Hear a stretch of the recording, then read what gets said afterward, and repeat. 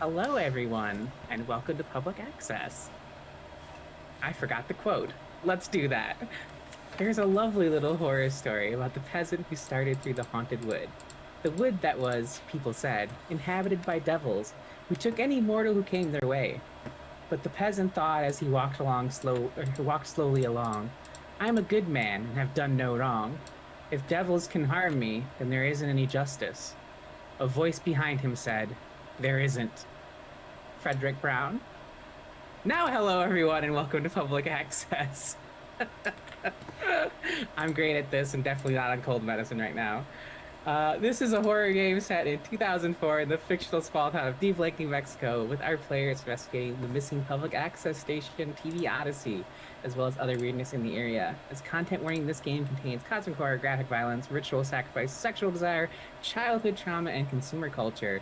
I would usually add what active mysteries triggers we have, but all active mysteries are paused tonight.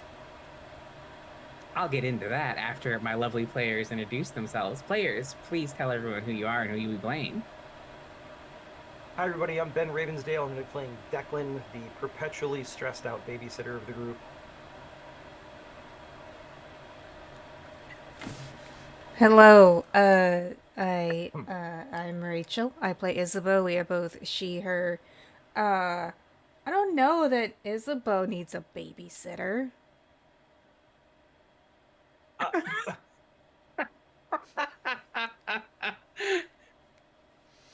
I'm Steph. I play Kato, and she's working toward not needing one. Currently, it's kind of her girlfriend, though. We also both use she, her. And I am Aaron, your keeper. I use she, they, fade pronouns.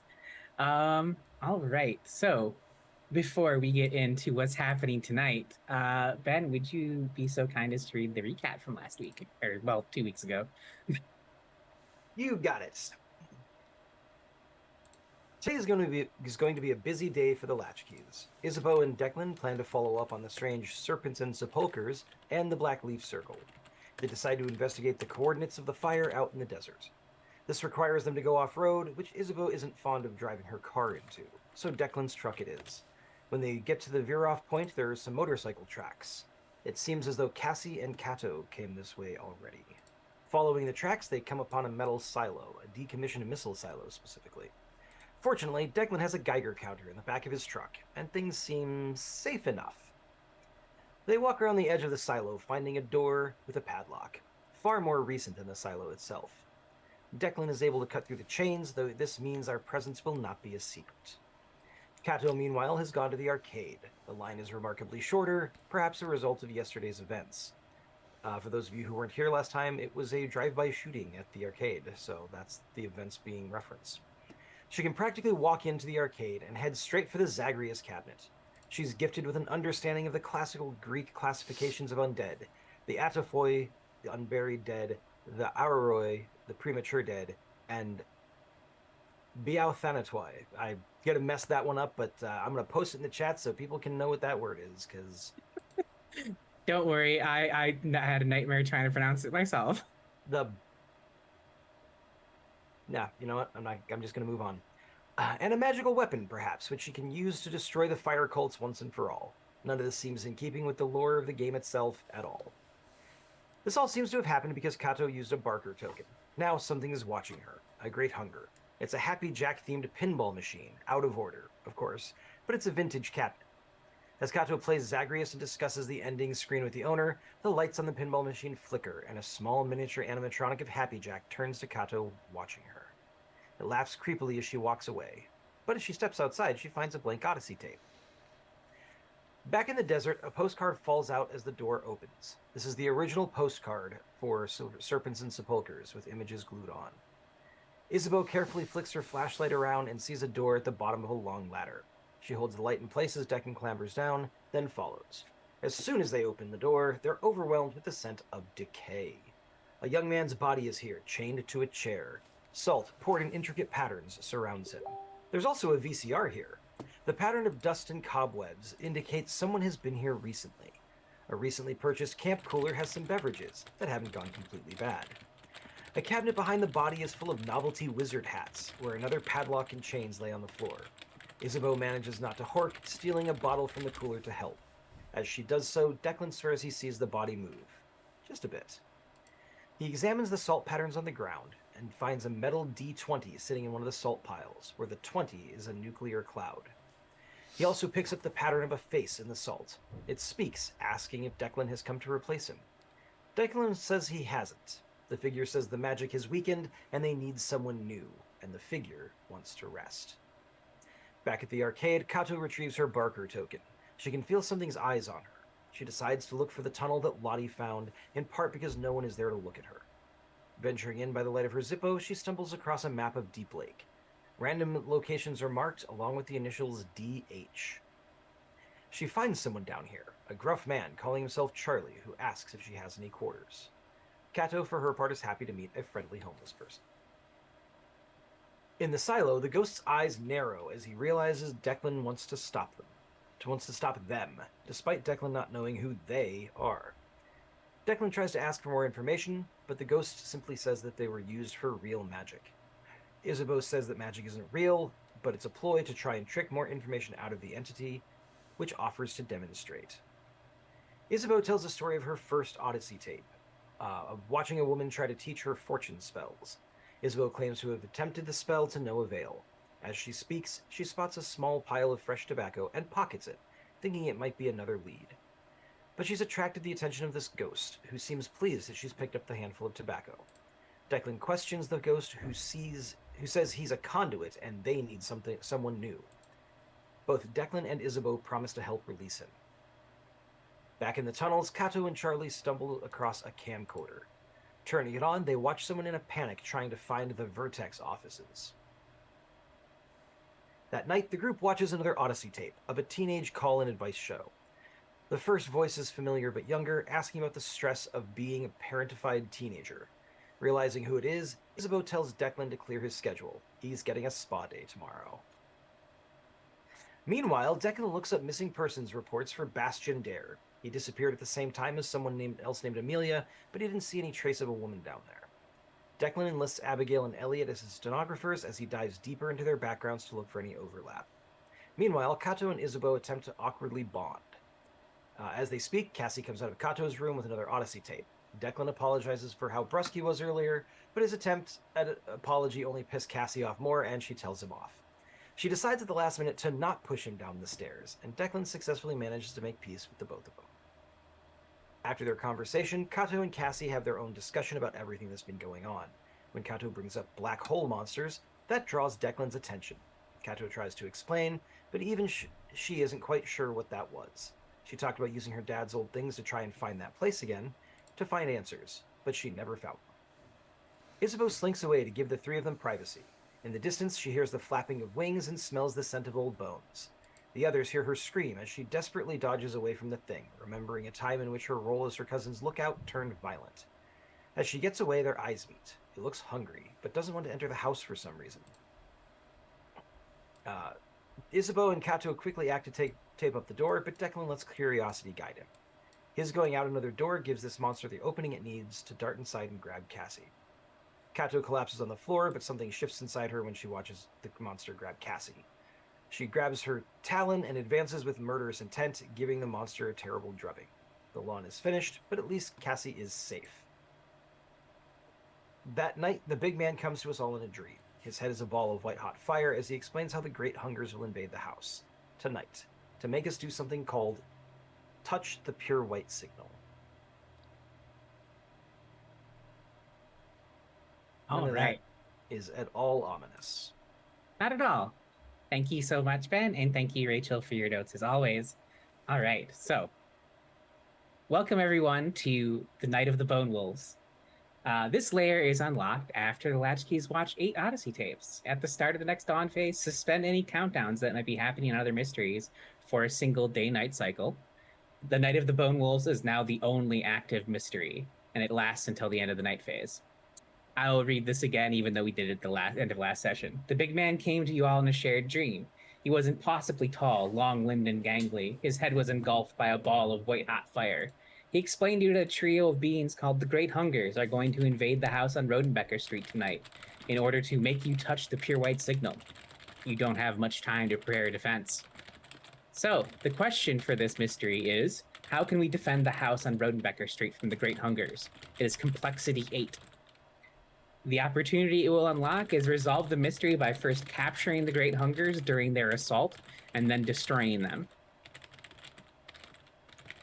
So the way you will resolve this mystery is looking for ways to defend the house from and devising traps for supernatural creatures that want to kill you. Some examples of clues: good spots for ambush, a good place for a lookout, a good spot for a trap, barricades, side characters, etc. are all a cache of weapons, banishing rituals, etc. are all valid things you can try to set up in the house. For just to remind everyone, the Great Hungers that are coming for you are Happy Jack, Tamara from the lovely Drowning video, and Kato's ex. Bianca is one of the Great Hungers now, thanks to some fun narrative nonsense that I enjoy greatly. So Well, we're gonna put Kato in charge of figuring out how to capture and destroy her ex. Happy Jack. I mean, everyone kind of has it. Like two of the Great Hungers have targets. Isabeau is marked by Happy Jack, I believe. Bianca wants Kato and Cassie, obviously. I think Tamara is the wild card in the scenario. So a little more housekeeping here. So no matter the result of the answer a question once you roll it, because you will have to roll it, the Great Hungers will invade the house on Rodenbecker Street during the night phase. On a 10 plus, the opportunity can be pursued in a straightforward and decisive way. I have you narrate your great success, and I only trigger a move if you do anything particularly risky. On a 7 to 9, the fight's going to be much tougher. I will be triggering more moves to let you be successful. On a miss, the Latchkeys will have to make a few tough night moves in order to survive, and the house on Rodenbecker Street is destroyed, forcing the Latchkeys to set up a new base of operations.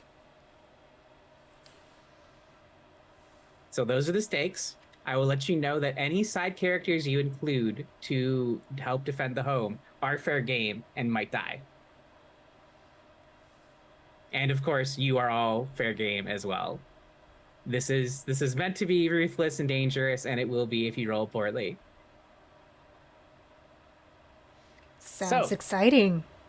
It will be, indeed. I'm very sorry we're not all here for it. Unfortunately, Link Jane's not feeling well, so... but we will start, as always, with the Dawn phase. We did not resolve any mysteries, so there is no rewards to collect. Let's do Dawn questions. So I already said we didn't resolve a mystery. Kato definitely got a signal from the other side, I'm pretty sure. I'm trying to remember what it was.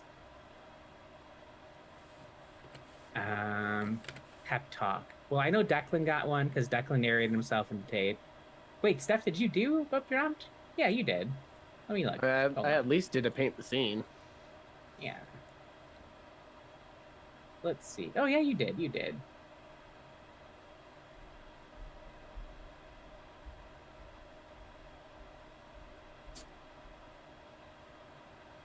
Oh, yeah, I certainly did.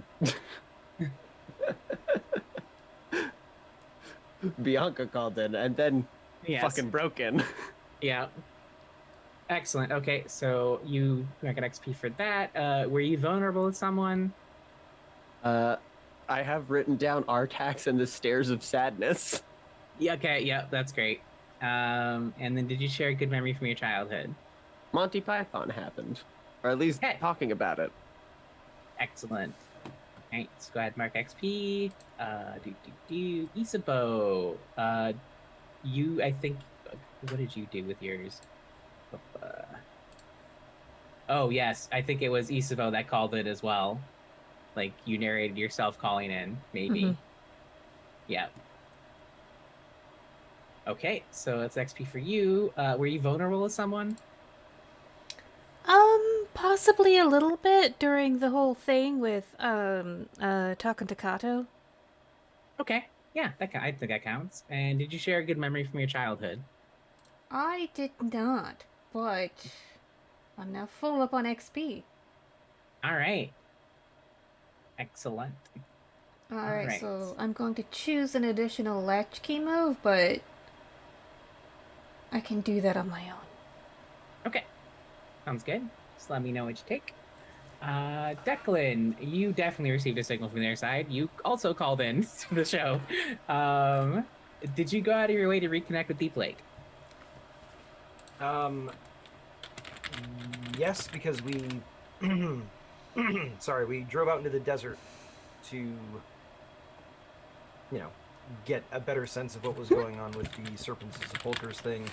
I marked this off. I know. I was very confident about it in the last session, but it's been 2 weeks and my old man Yeah. brain is like Swiss cheese.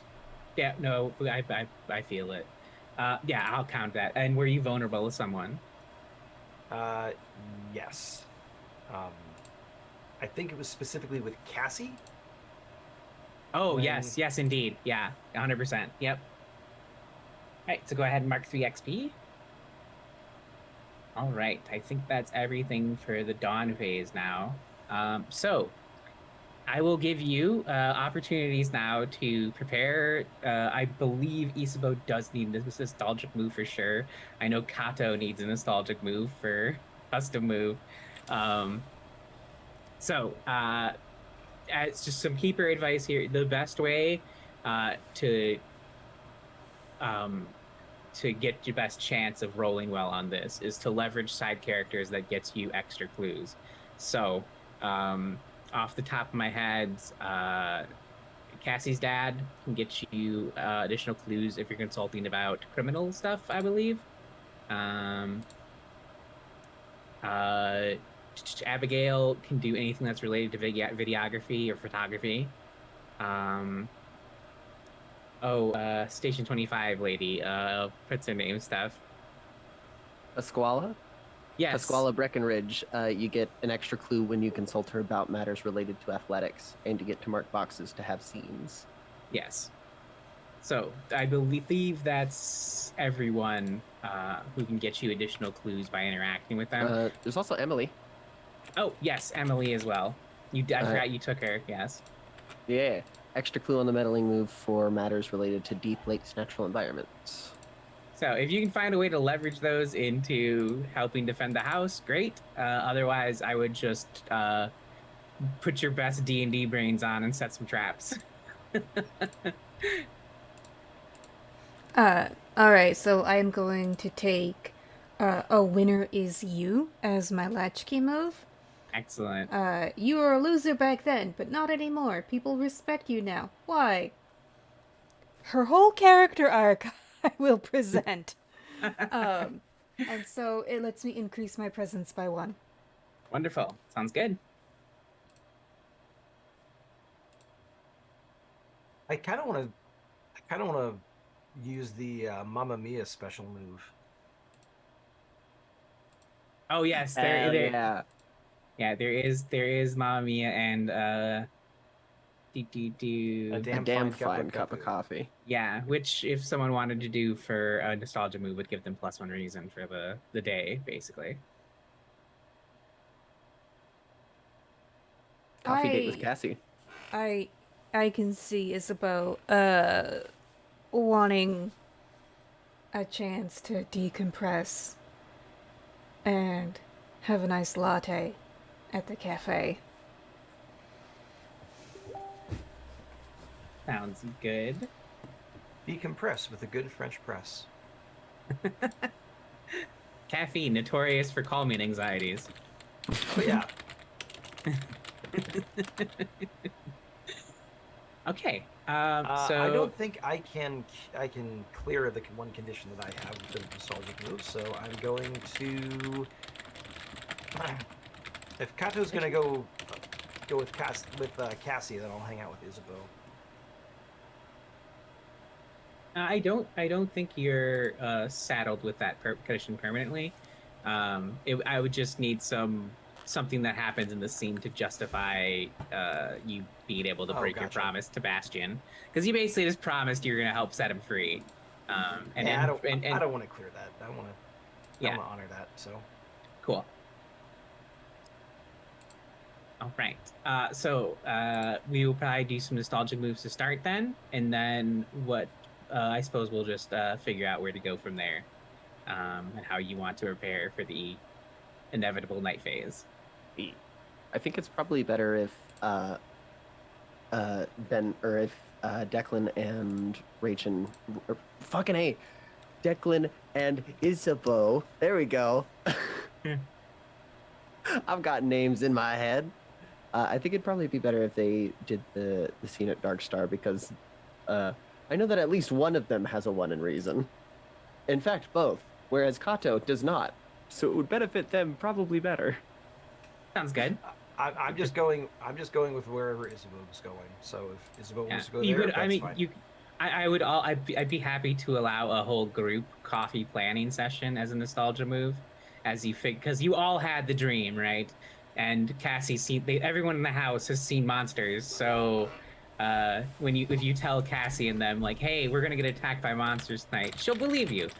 So it's very easy to, if you wanted to use Dark Star to have like a impromptu planning session for a nostalgia move, I would allow that. Um, No, I want it to be intimate and weird. okay. Fine. Intimate weird it is.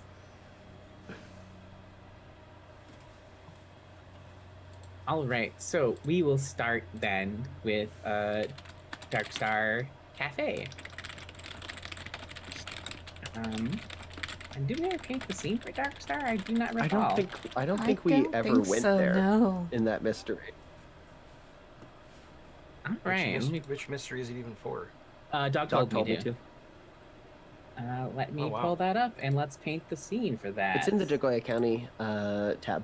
I put it in there when we took it. Awesome. Wonderful, wonderful, wonderful. You are a treasure, Steph.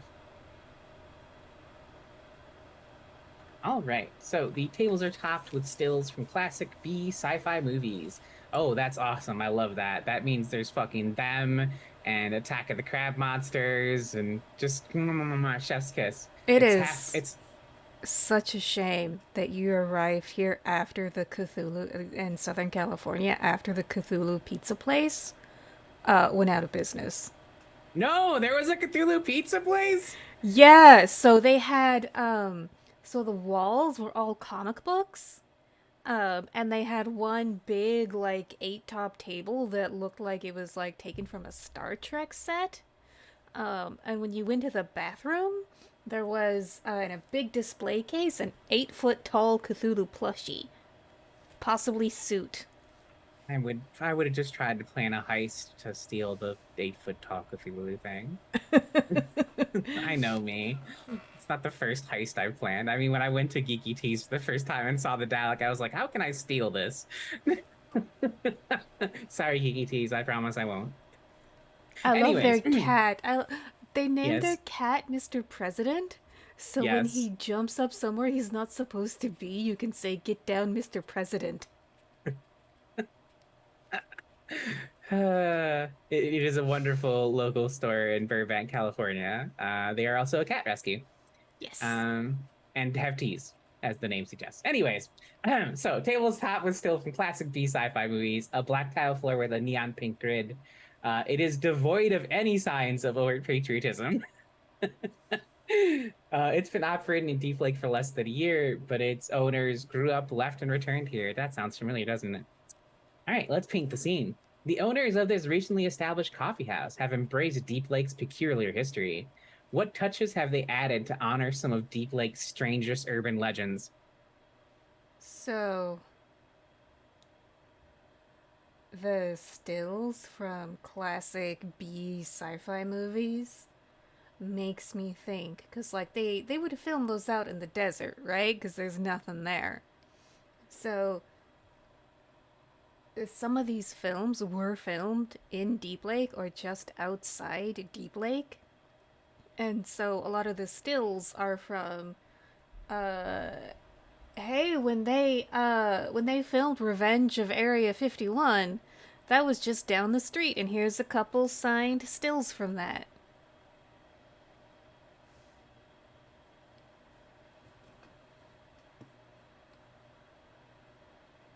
Does that work? Works for me.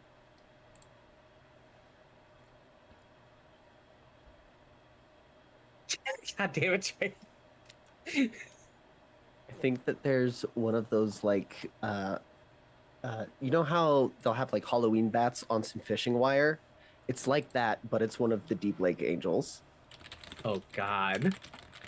Well, it's a good thing Kato and Cassie didn't come here.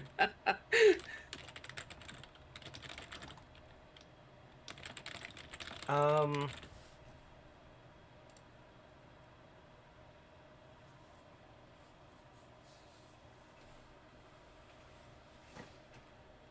I think that one of the walls there is a section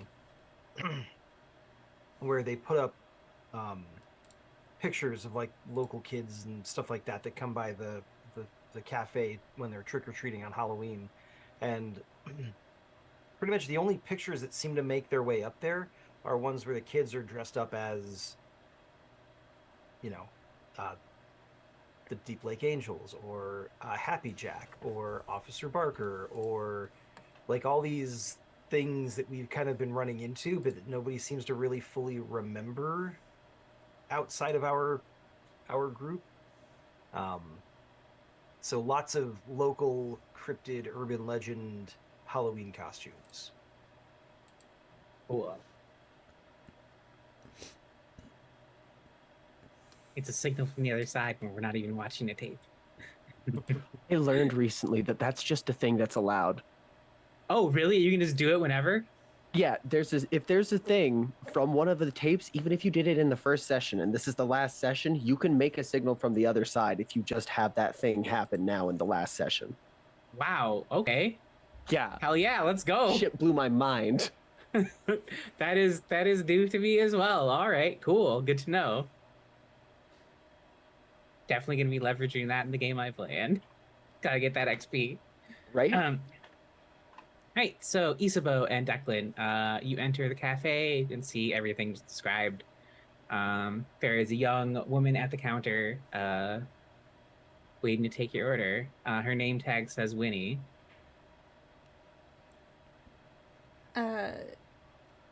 Isabeau will order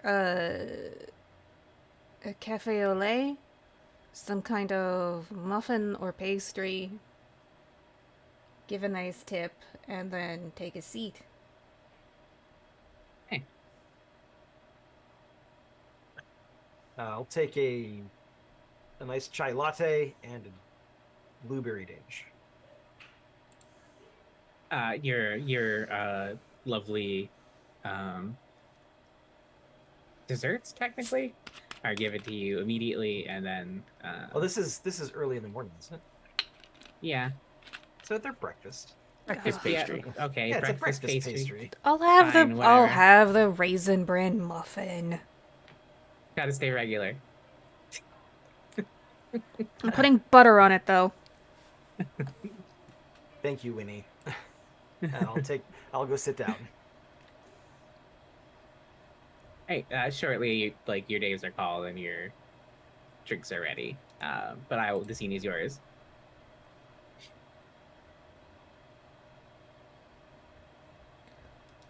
Alright, so we're fucked. And we're fucked. And we're fucked. Night of the Bone Wolves, that it reminds me of I feel like there was a movie.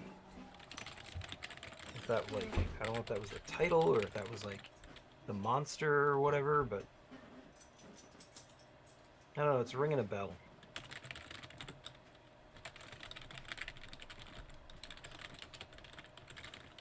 I mean, whatever a bone wolf is, it doesn't sound pleasant. No, because I feel like the movie.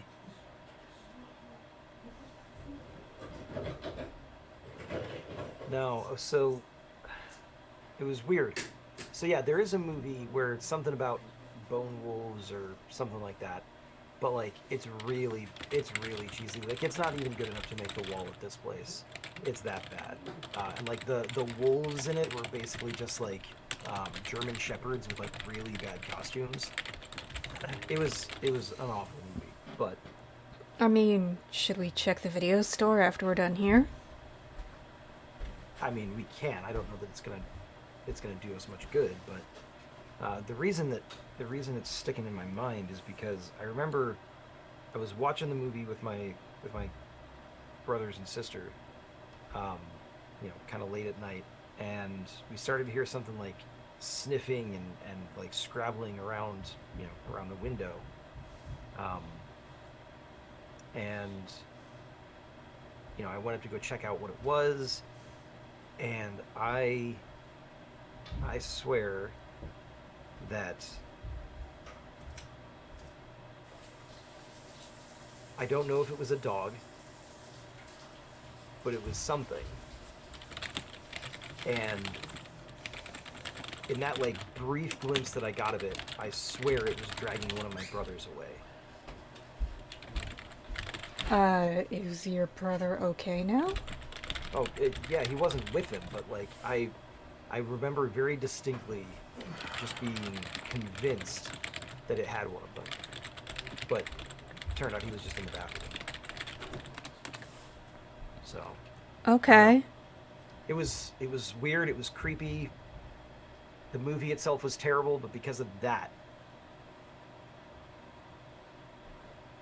And now my brother doesn't even remember me, so that's fun. Yeah, that sucks. I'm sorry.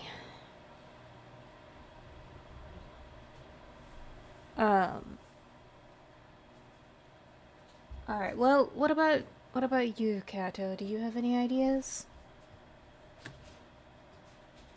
I was not at the. Oh, I thought you were with us. I thought this was a group planning No. session. Oh, okay, never mind. No, I wanted it to be weird and intimate between you two. That's why I said no. Oh, I thought you wanted it to be weird and intimate with all of us. No, this is way better. Okay, in that case, I would not have said anything. Or rather, what I would have said is, I kind of don't want to, because they've been through enough already, but do you think we should ask the kids if they know anything?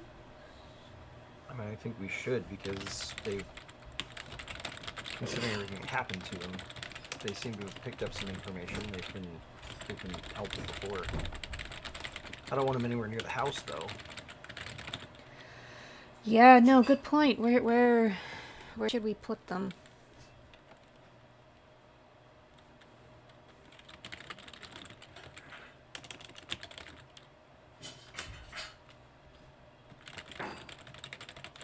Well,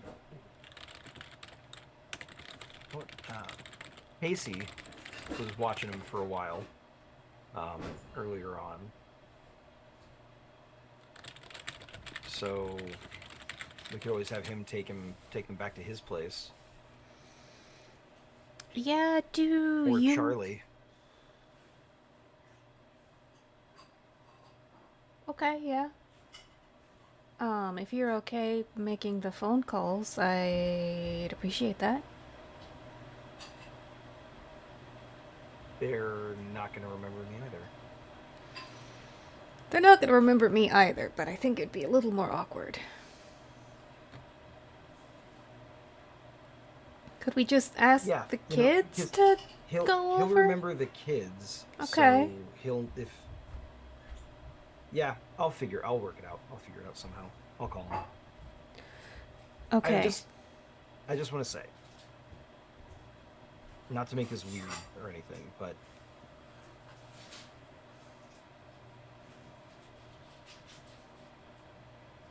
I've spent most of my life kind of wishing that the people close to me would forget I existed. And now that that's kind of come true, I'd just like to say that I'm glad you're one of the people who's going to remember me. You know, I'm I'm gonna say the same thing. I wish I could come back to this town in a different way as a different person, but I feel like you see me in a way that other people don't. And I'm grateful for that.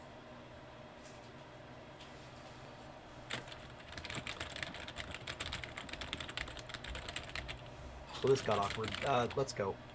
And Declan Yeah. is gonna get up and Isabel's gonna finish her coffee and she's gonna head to the video store to see if they have a copy of any film involving Bone Wolf or Bone Wolves in the title. All right. I will say that definitely counts as a nostalgic move.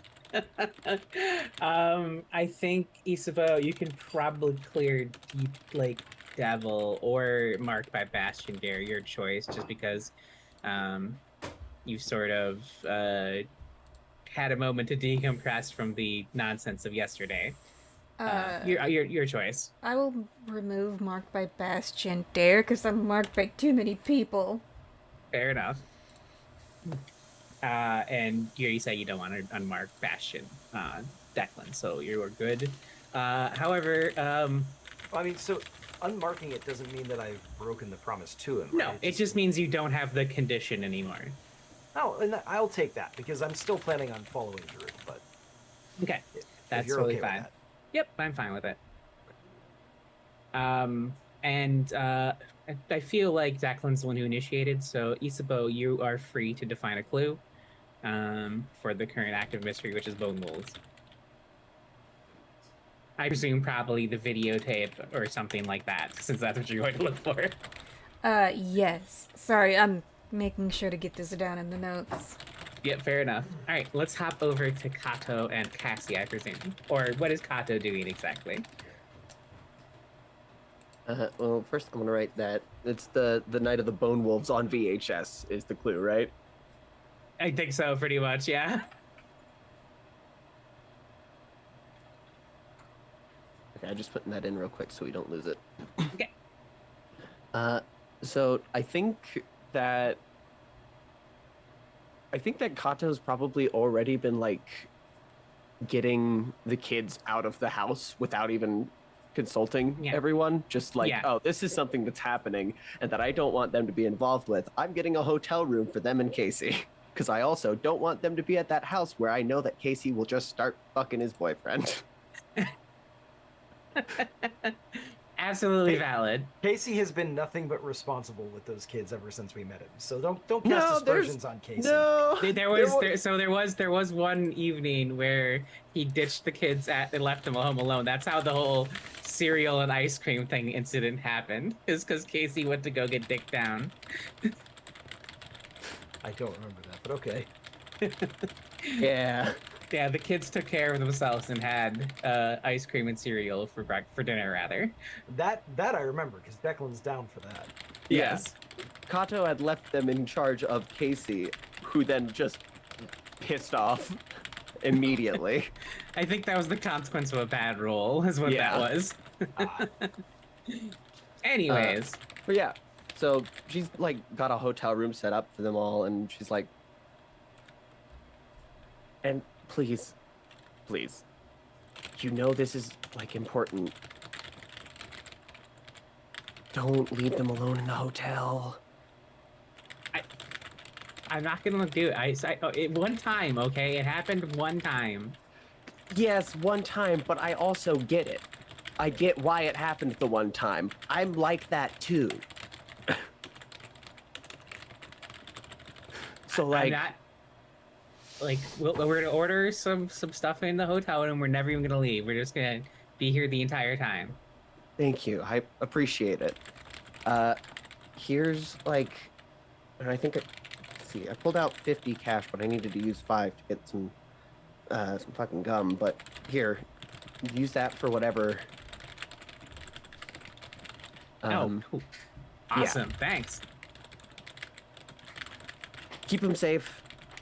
I'm gonna start, I guess, boarding up the windows with Cassie. Okay. Closes the door and goes in and kind of slumps on the chair next to Cassie with her head in her hands. And she just says, "Oh, man, it's a lot harder being like a real person than just kind of like a person that just exists to do whatever, huh?" She laughs and like scoots next to you and like pets your head while you got it in your hands and is just like, yeah, those are called responsibilities. I don't think I like them. No one does, but we have to do Oh, the them. kid, I like the kids are cool. I like them. I don't like the responsible part. It's weird to me. Yeah, those kids are cool. Like they're weird in a fun way. Yeah. I mean, they're not gonna have a normal life ever, like ever. So I think like not just us, like everyone in this house is probably the most normal shit they're ever gonna get in their life. You know? Yeah, They're that's dreaming. unfortunate, but probably right. um,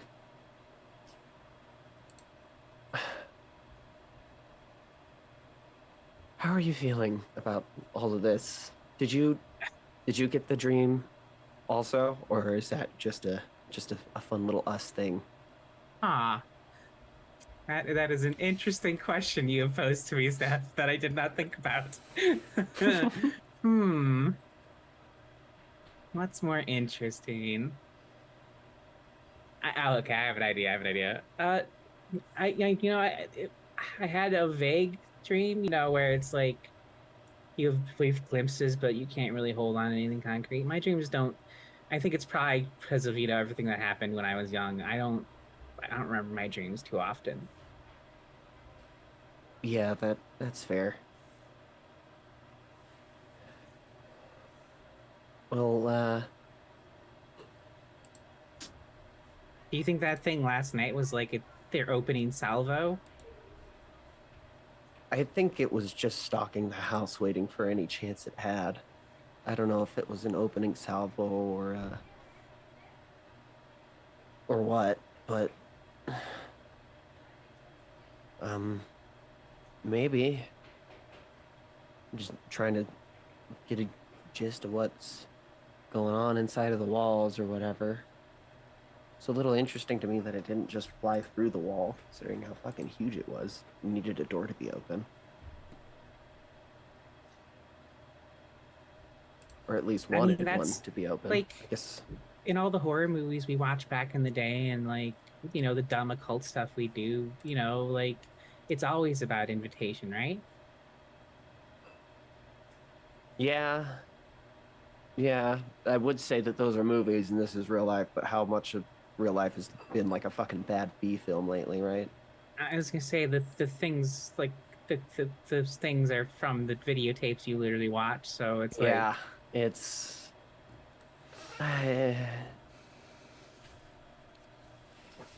Are we like doing the right thing, you think? what do you mean? If we didn't start looking into this, would all this bad shit be happening? Is it because we're watching these tapes? It's definitely Pause. connected. She pauses and thinks about it, and it's like, well, if we're in horror movie brain, it's always transgression too, right? Maybe watching the tapes is transgressing. Yeah, I guess so. I don't know though. Those tapes are weird to begin with, right? They're already weird on their own.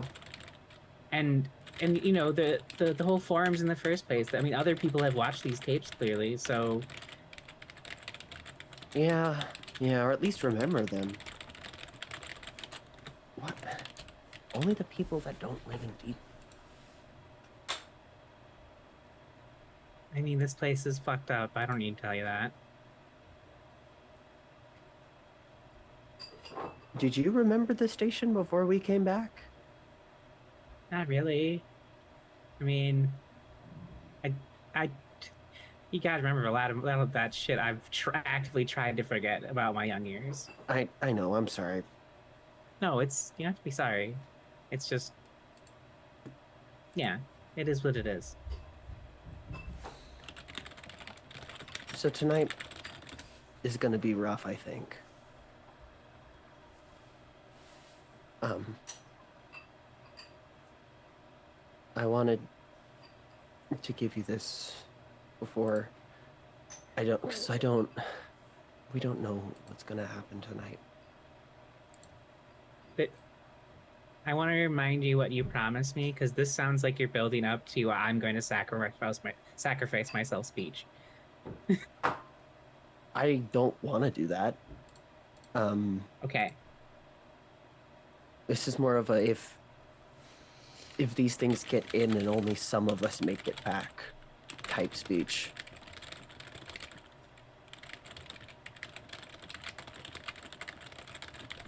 Her mouth opens like she wants to say something, interrupt you, and then she closes it promptly and is like nods her head.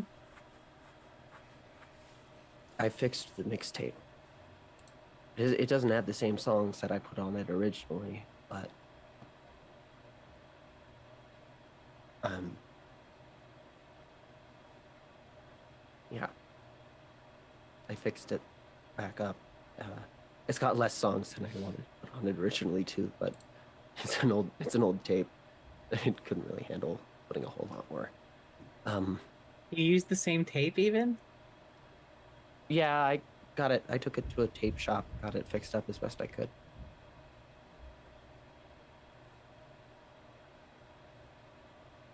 You're a ridiculous in the best way.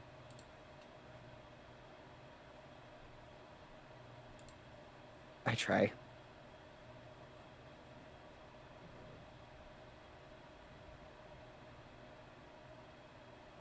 Well, I have a feeling if today's like any other week, then maybe I should start looking for a mysterious package from a stranger. I worry about who the fuck that is, but if they're here to help, that's something, I guess. Yeah, same here. I have no fucking clue. But they've been giving me these hints, like they know what's going on, or even maybe not that they know the answers to the questions, but know pieces that we don't. And been giving me these little hints ever since I got back here. I imagine they probably know what's going on now. They've known everything else so far.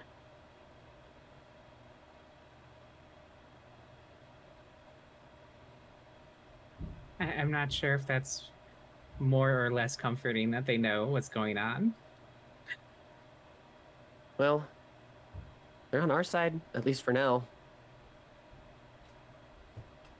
I mean, I guess given what's gonna happen tonight, we need all the help we can get. Yeah, And just so it's clear, I'm staying here.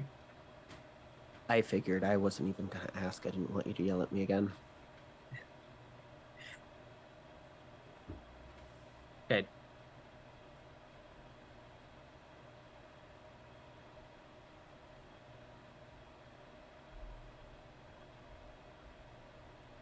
She'll take the tape from you, and then she grabs your face and kisses you immediately. Oh, Just in case, she says, the worst happens. yeah. Kato's blushing a lot. Wonderful. All right. I don't think you can clear any of your conditions, Kato, but Nah, nah. your move does trigger, so. Yeah. So the clue that I would like to find for that is that mixtape. The songs on it this time simply spell out the first letter of each spells remember. Okay. Sounds good. Okay. And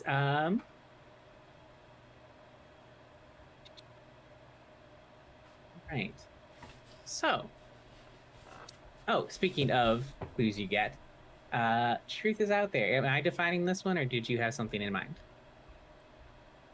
I have something in mind. Jury's out on whether it'll be that helpful. Okay. So there's there's this sketch comedy channel that I watch a lot called Wizards with Guns, and I've been obsessed with a specific series of sketches they do called Horno's Magic Item Hole, and it's all just bad, near useless magic items. But Okay. this one I think could actually be, strangely enough, somewhat useful. Uh, the ghost gun doesn't shoot ghosts, uses ghosts as ammo. Okay. Sure. My intent with Truth is Out There was that the clues are getting steadily weirder and weirder, and we've just hit layer 4. So hey, ghost gun it is. Yeah. It's a Winchester. Also, I feel that's deeply appropriate for the Yeah. ghost gun. I'm pretty sure it was, yeah. In fact.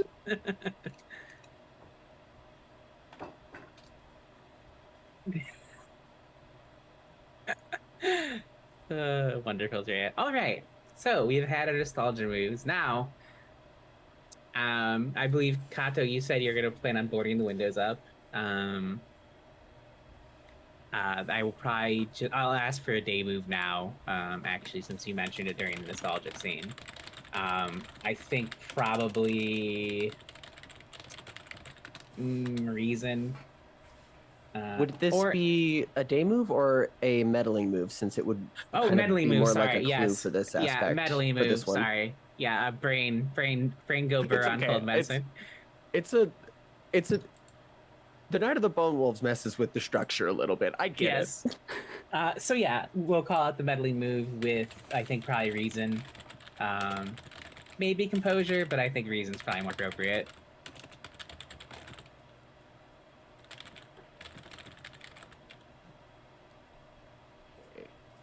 A composure to avoid hitting myself in the thumb. You know what? I'll allow it. I'll allow it. Hell yeah. This is gonna be rough on y'all anyway, so I'll be gentle. Love that for me. Oh, I don't have fucking Roll20 open. Oopsie.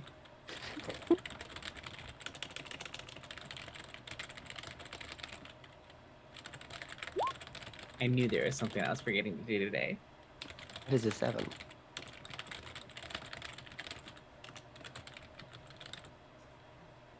All right, so boarded up windows will be your clue. The complication with them is, I think one of the since it's you making the move, I think Kato's window is a little like you were more focused on the rest of the home, so Kato's window is less secure than the rest. That will be the complication.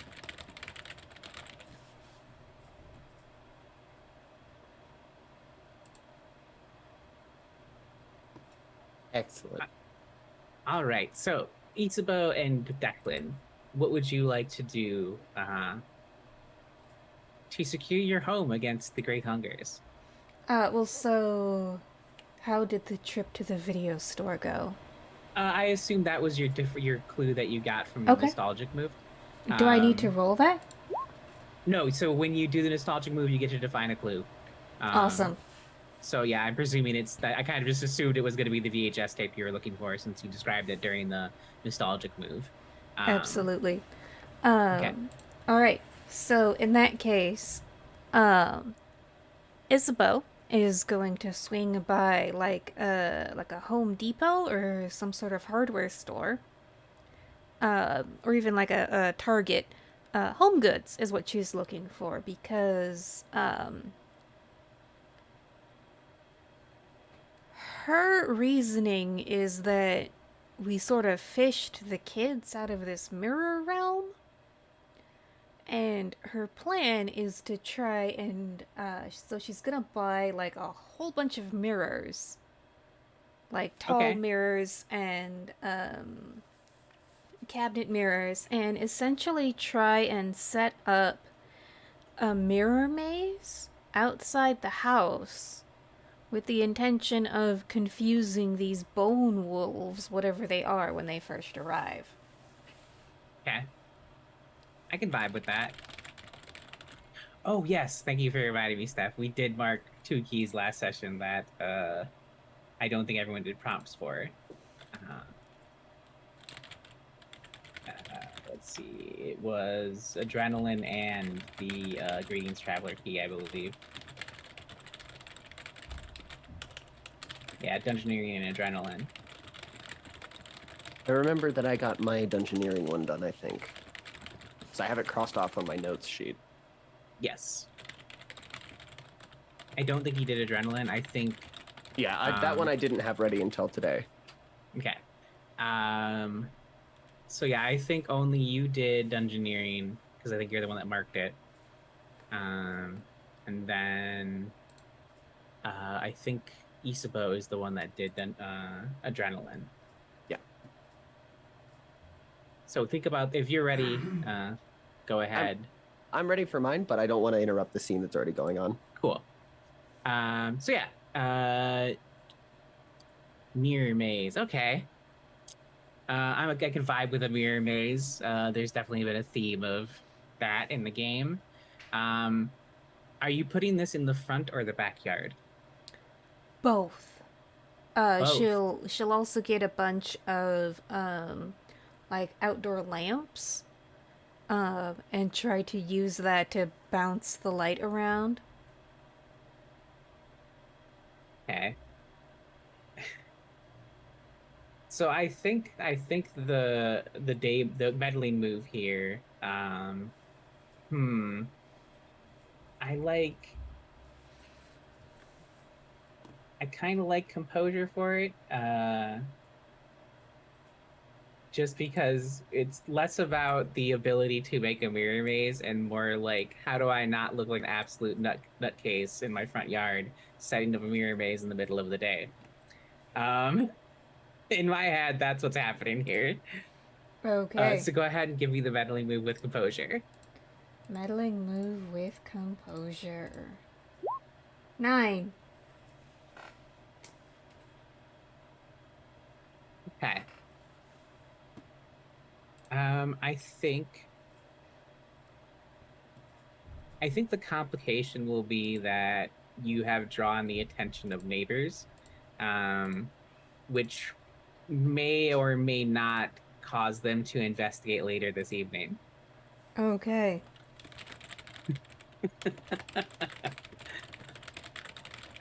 Unless you'd like to turn a key, of course. I feel like there are many more important roles coming up that I will want to save That is an accurate assumption.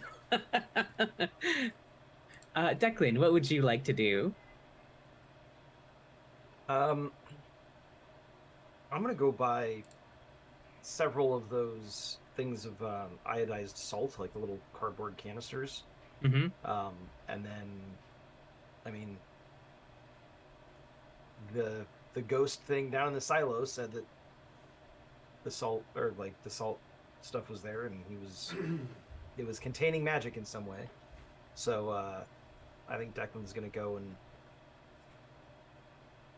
I don't know, probably put some of that across like the thresholds for all the doors, except for the front door. And I'm going to be very explicitly clear to everybody to only go in and out through the front door for the foreseeable future, so that I can seal that door off like last. Okay.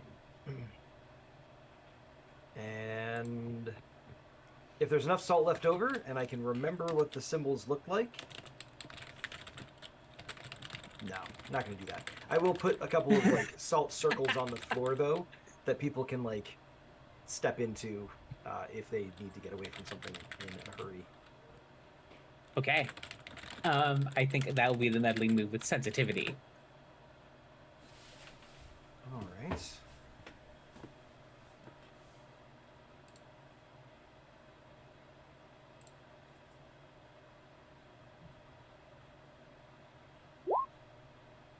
Hey. All right, you have done a wonderful job salting these doors, windows, and making salt circles. Excellent. There will be no complications with this particular preparation. All right.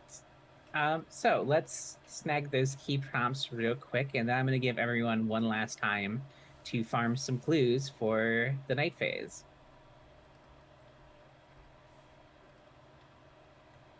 I can go first with the key of adrenaline. Sure. I'll post them in a Yeah. chat for So everyone. the key of adrenaline says each latchkey narrates a flashback to when they took a big risk or beat the odds at the expense of someone unexpected.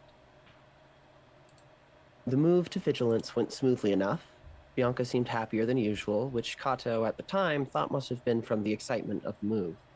She, however, hadn't really settled into life in the new place, and the only time she ever really got out of the house was to ride her bike around town while Bianca practiced or toured with her band. One day, she was riding around town aimlessly, and she comes across something weird, but no matter how hard she tries, she can't seem to quite remember exactly what it was. She remembers pulling over, stopping to look at it, and every time she tries to remember further, she gets a splitting headache before the memory cuts to her walking out of a dealership with a brand new bike and a contract to look over. When Bianca got home and Kato told her, she seemed to be incredibly distraught. Kato didn't know then why she was so upset, but now realizes it's probably because she wouldn't be dependent on her anymore.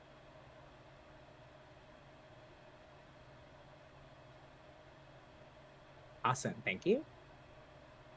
If Rachel and Ben, if you need time to think about yours, that's fine. We can just move to more meddling moves for uh the Night of the Bone Wolves. Uh, so the key of adrenaline is when you gained something at the expense of someone else. Took a big risk or beat the odds at the expense of someone else, yeah. So I think for Isabeau, there would have been a couple scholarships made available for Deep Lake High School students to go to college. And of course, Isabeau knew that she would need every advantage possible. And, like any other scholarship, they ask you to, like, write an essay. And so she spent several weeks doing intense recon on, oh, yeah, are you going for the scholarship? Oh, yeah, what are you writing yours about? Um, and that's normal, but she would also do like the recon on who the judges were and trying to figure out, what sort of things they would want to see, which is also normal. Like, hey, Mrs. Jones, I'm working on my essay. Do you think I should include this or that?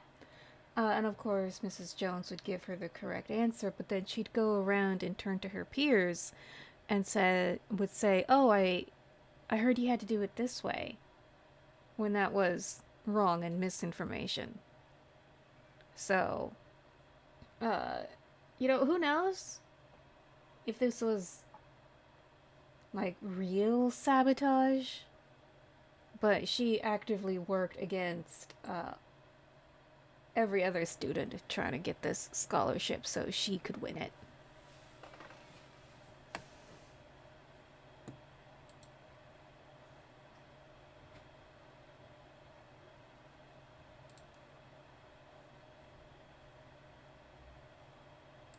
That's all. So I've got two.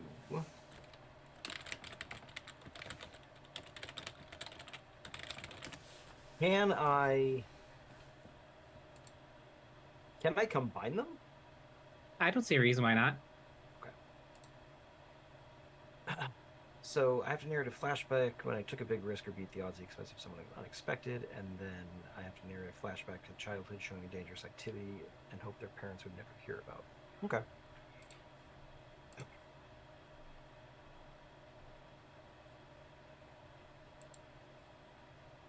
So we've previously established that Declan didn't have a ton of friends when he was a kid because of the parentification, having to constantly watch his little brothers and sisters and like never having any free time and whatnot.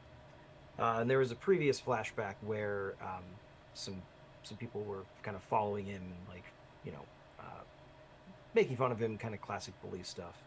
But he got home and basically was able to avoid an altercation with these kids. This flashback is very different. It's Declan standing kind of in the middle of a cul-de-sac, kind of like one of those like out of the way cul-de-sacs. Um,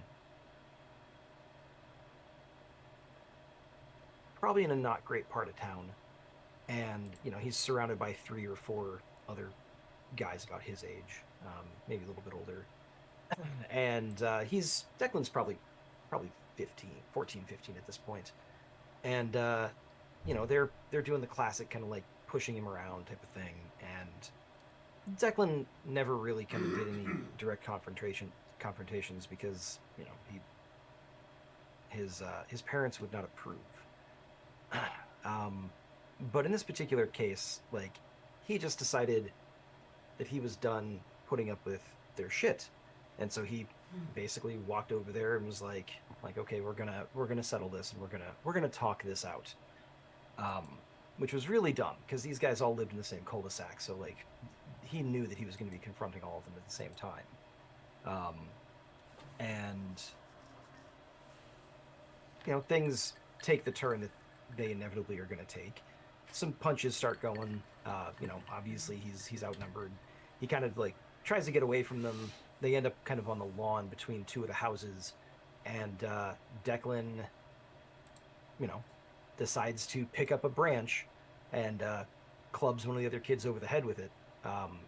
And as a result, like breaks the kid's orbit, his orbital socket, and the kid ends up going blind in that eye. But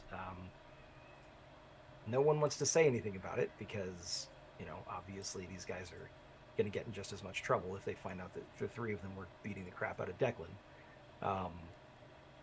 And so basically it came down to, they said that they were roughhousing in the tree and he fell, and Declan didn't know anything about it. He doesn't even hang out with those people, so why would that be a concern?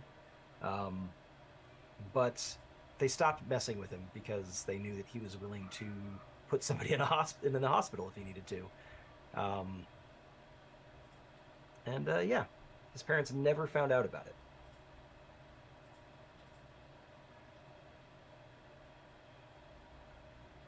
All right. Okay, so let's get a last round of how you're preparing your home for the invasion tonight. In any order you like, if you have ideas. I have an idea.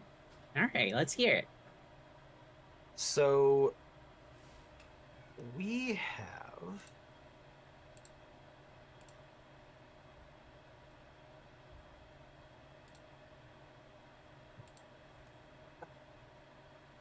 Declan wants to kind of lean into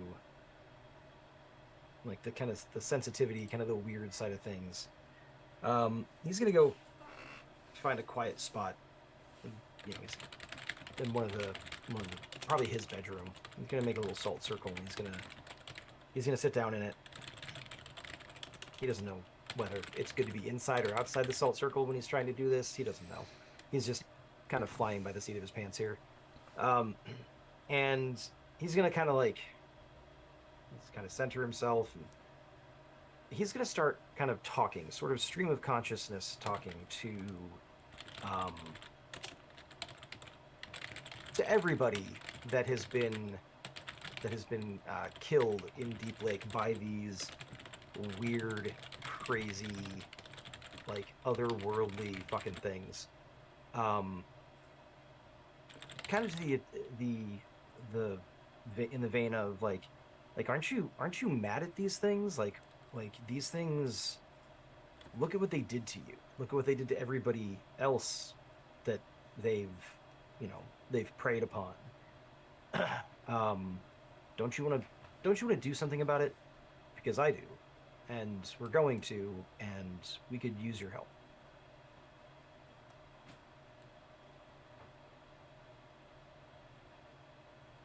Does she just want to go apeshit? Yeah, exactly.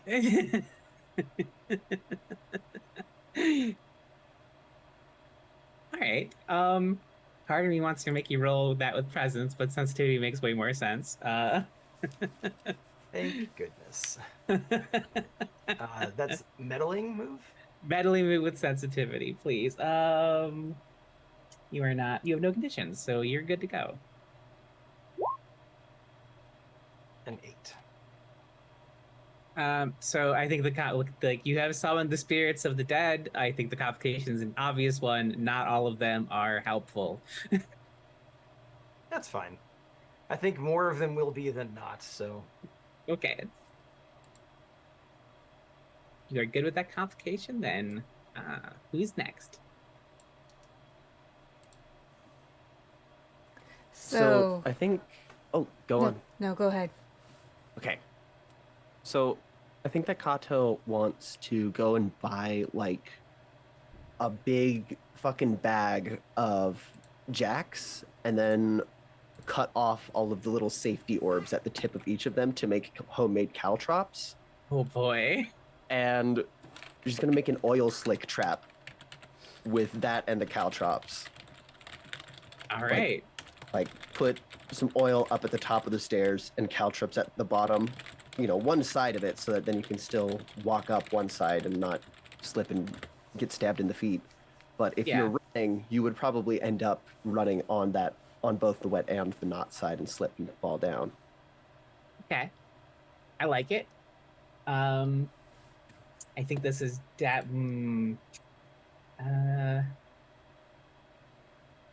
I'm very torn about what to make you roll here. I think reason Um, makes the most sense. yeah, yeah. Let's do it with reason. Oh boy. Okay. Oh, Uh, with a zero reason, that's just boxcars. well done. I think I kind of want to like give you a. I'm trying. I don't want to give you an Odyssey tape because I feel like we have enough Odyssey tapes to get us to the end. Uh, yeah, we do. We have two unwatched. Okay. Um. Oh, I want a lore drop. Lore drop's fun. I do like a lore drop. And I think she finds the ghost gun in the mailbox as she's walking back from the toy store. Awesome.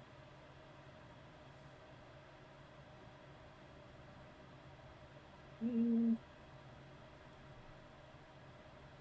So I think as you're setting up this trap, like part of the I'm gonna assume this place is carpeted stairs because it's 2000s and boomers Yeah. ruined houses. Mhm. Popcorn ceilings and fucking carpet everywhere. That sounds about right for almost every house that I've lived in New Mexico. Yeah, uh, even the new ones.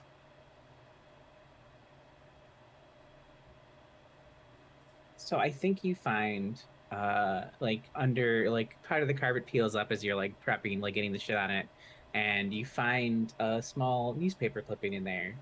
Um, it's a community picnic, like big town event, and you see unmistakably in the background the big man. And someone has written and circled him as like first appearance question mark.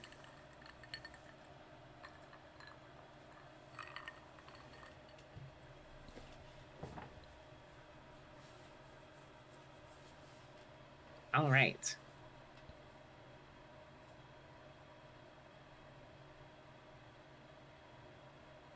Isabeau. All right. Isabel's gonna try and double fist this. Uh, so while setting up the lamps and the mirrors, she has another stroke of inspiration. So what she does is she goes back into the house and fishes all the old bourbon bottles and beer bottles Oh no. and uses them to make an array of Molotov cocktails. And she does this while watching the Bone Wolves movie she got from the video store. Okay. Here's what I'll do. If you manage to knock out a massive success on your roll, I will give you two clues. Okay. What am I rolling? Uh, I think that's so because it's explode like potentially explosives, I think probably composure Okay. is a good one to not accidentally blow up. All right. What move would this be? The meddling move. Meddling move with composure. Fingies crossed. Hey, you can always turn a key to upgrade it. Okay. Okay.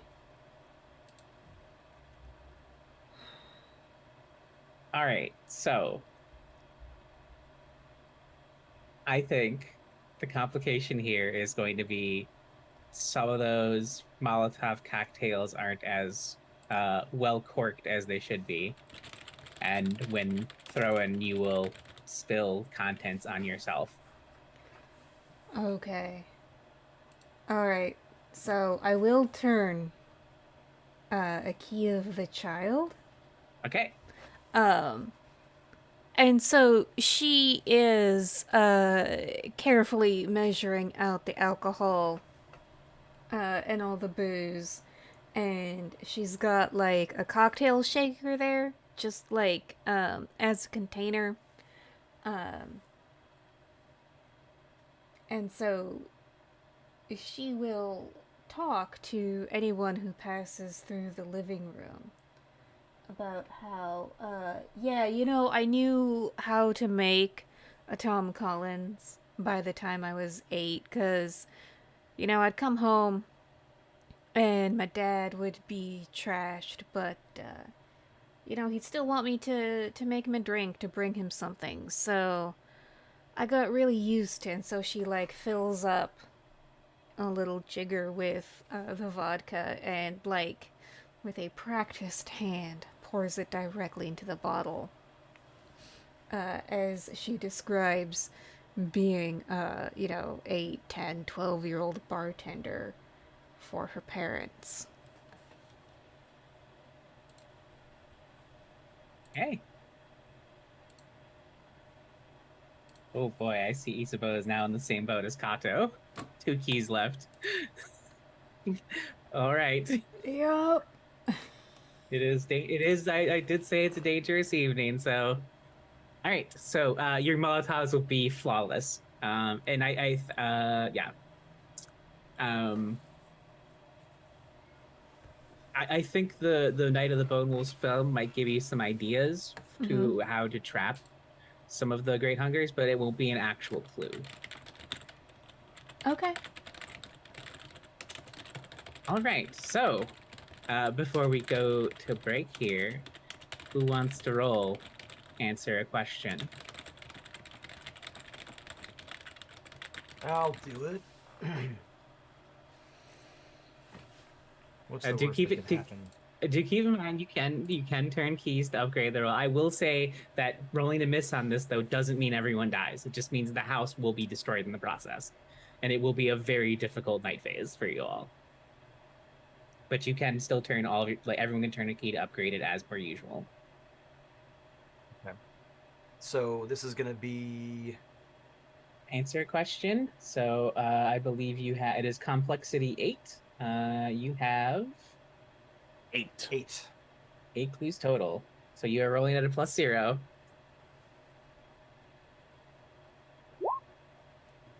And there it is. So, unless everyone turns a key, the house on Rodenbecker Street will be destroyed tonight, and it will be an incredibly difficult fight to trap and then destroy the Great Hungers.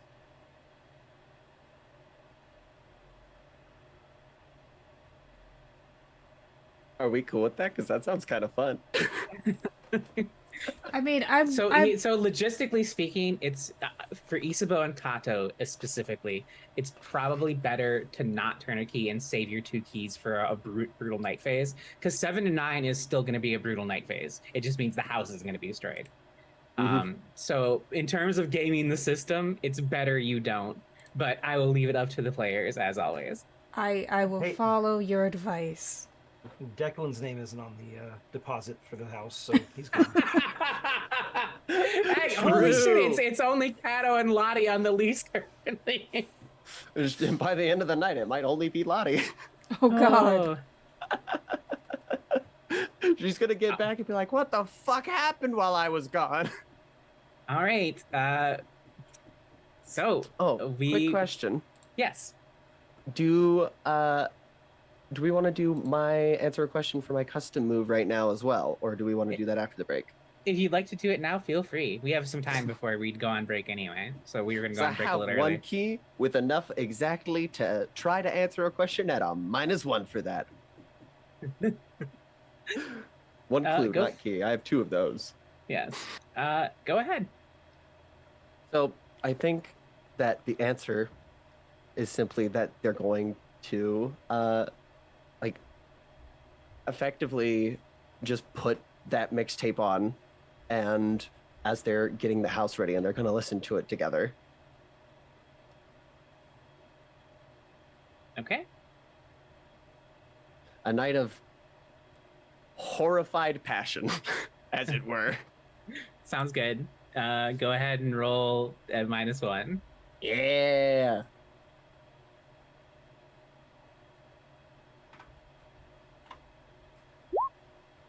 Oh shit. So it might behoove you to just mark the chromatic desert because you're gonna have to anyway. Well, or I can get my last bit of backstory out here. Oh, you could do that. You could do that too. And then do the chromatic desert later when it'll be fucking heart-wrenching to see someone fighting someone and then You know what? disappear. I'm here for it either way. Yeah. So flashback to when you first discovered TV Odyssey. So this now becomes a 10 plus on my custom move, which the 7 and 9 would be you also mark the chromatic desert, but on a hit, the named character doesn't forget you. So Cassie won't forget Kato when she goes to the chromatic desert. Okay. So I do have this last flashback written out if we want to do it now, or we can save it for Yeah, after let's do it right before we go to break. That'll be a good denouement before break. break. All right. Coming home from school one Friday, Kato did not feel like sitting in the small ground floor apartment's balcony-sized yard since it was starting to get cold out this time of year. Instead, she makes herself a cup of hot instant chocolate, and she looks around her room for a little while, but doesn't really feel like resorting her collection of Garbage Pail Kids cards, and her Walkman needs to be repaired. So she goes out to the TV room, sits on the 3-seat couch, and gets back up, remembering that they lost the remote a few nights ago. Sighing, they turn the TV on manually, resigning to watch whatever channel it happens to be on. When she turned it on, however, it was not tuned to a channel she recognized. It was some sort of public access station. She even vaguely recognized some of the faces in the programs as people who lived in her area she saw at the grocery store sometimes when she did the shopping with her mom.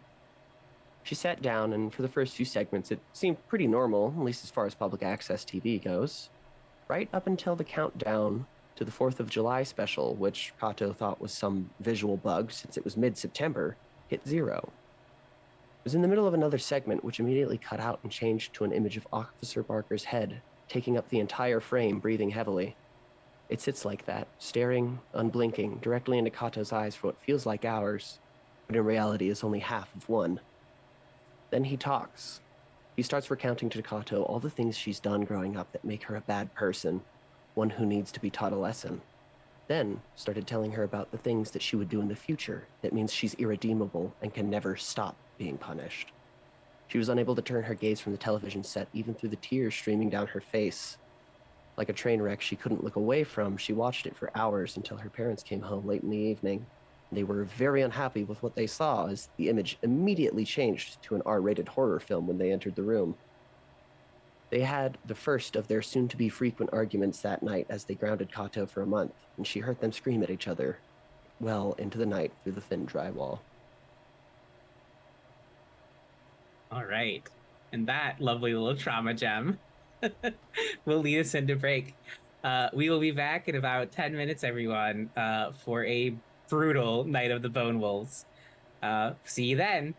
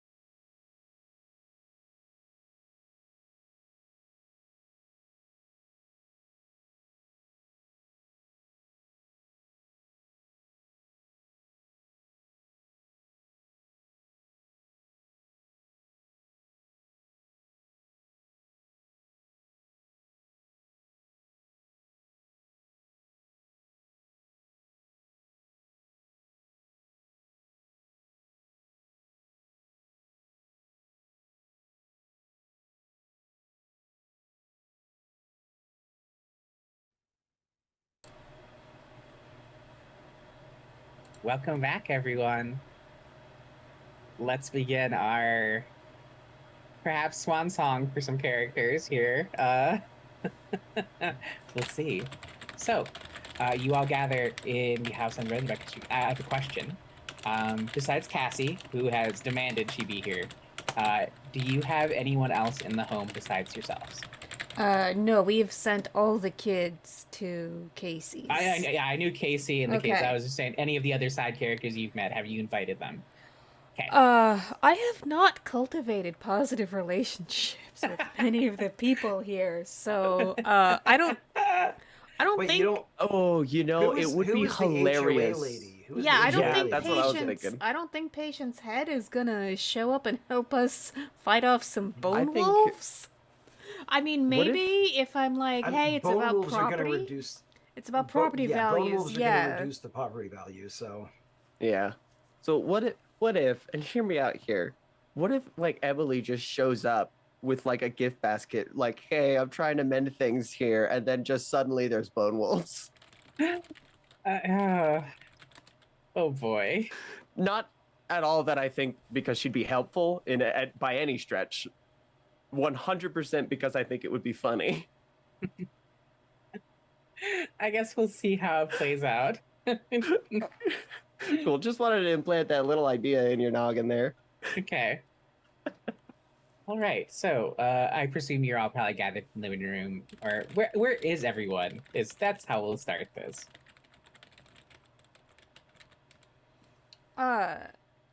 Isabeau, is there any sort of balcony to this house?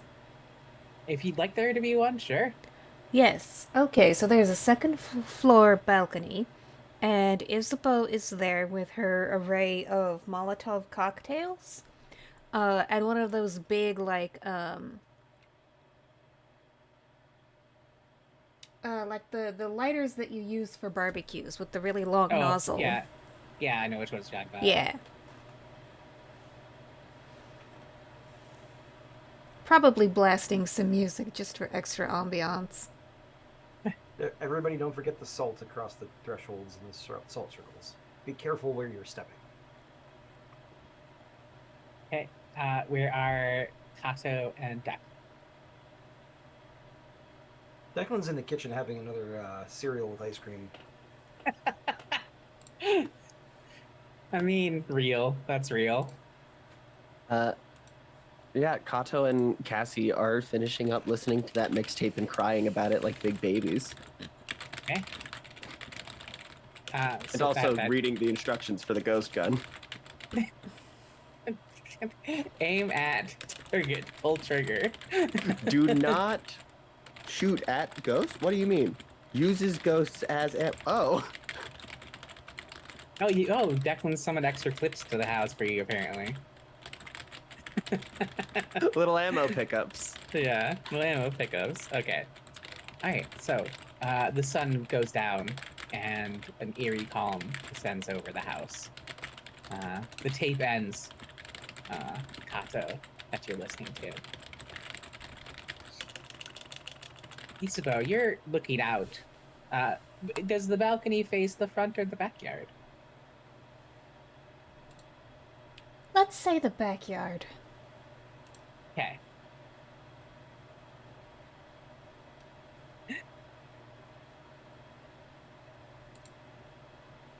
So, you're watching the backyard, and you think you see something out of the corner of your eye, and then, reflected in every mirror, you see your good friend Happy Jack.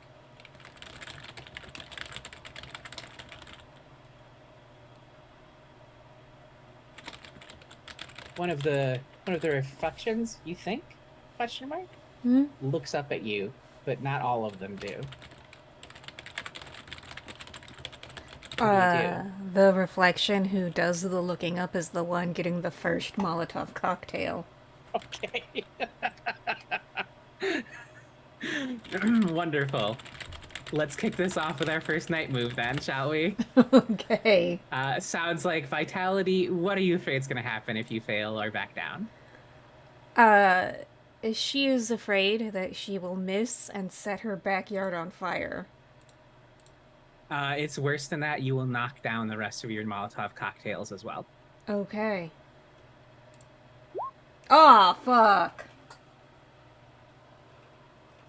So, you launch the cocktail. It flies true, but you pack this one with a little too much punch, and now your entire backyard is engulfed in flames, and the rest of the Molotovs falling off only enhance the burning for further. Would you like to turn a key? Yes, I will turn my last key of the child. Okay.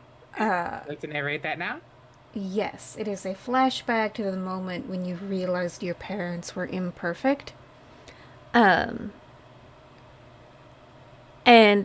it's a very brief flashback as Isabeau handles this bottle of alcohol, and she's like, I was not raised by two alcoholic parents. Just a fuck up dealing with vodka right now, and just it's not a moment, it's just an array of moments of they missed her spelling bee. They didn't sign her report card. She had to make breakfast herself because they were too hungover to cook. And all these just little moments adding up one after the other, making Isabeau eventually realize I'm the only person who will ever take care of me.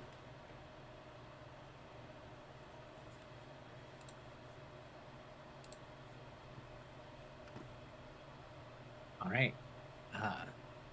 So, we rewind.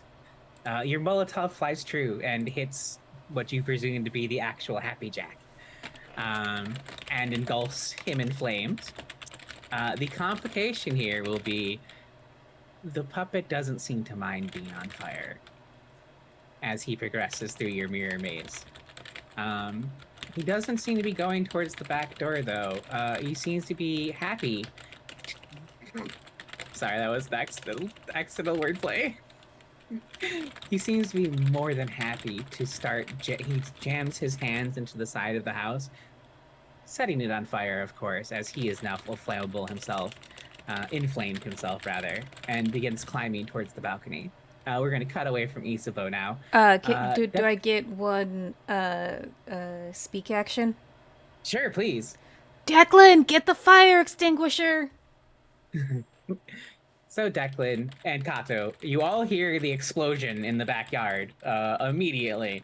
And then Declan and Kato also probably hear Isabeau yelling for help.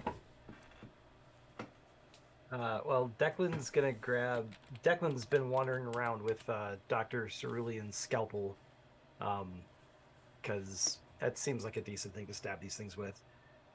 He's gonna grab it off the counter. His bowl of cereal and ice cream is not finished yet. He's very annoyed about that, but he's gonna grab the fire extinguisher from, I presume it's somewhere in the kitchen, and as he does, he's gonna say, "Oh, I don't need a babysitter." And then he's gonna grab the fire extinguisher and go head for the fire. Declan, as you pass by the downstairs bathroom, you hear water running. It sounds like it's running over, actually. Do you stop to investigate, or do you proceed?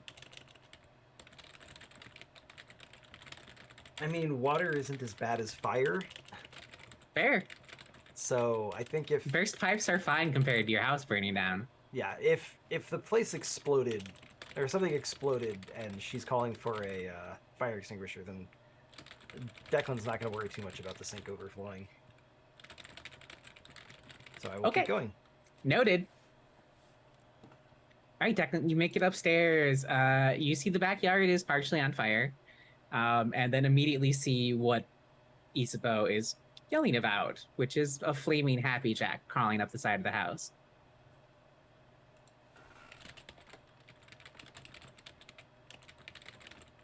I think I'm gonna point the nozzle of the fire extinguisher down at him, and I'm gonna let him have it.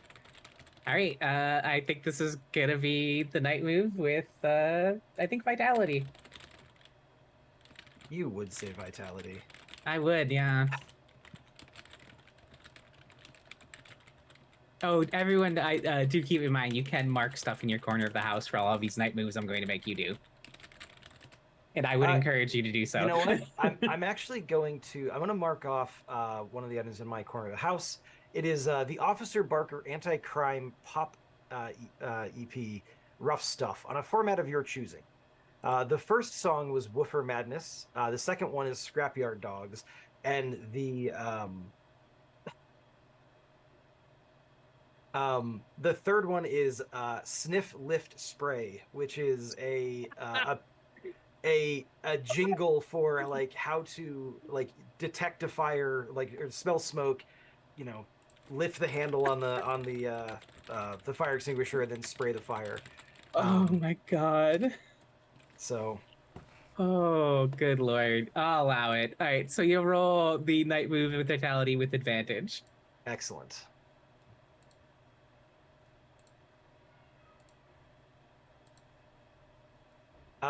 As for what I'm afraid is going to happen, Yes. um,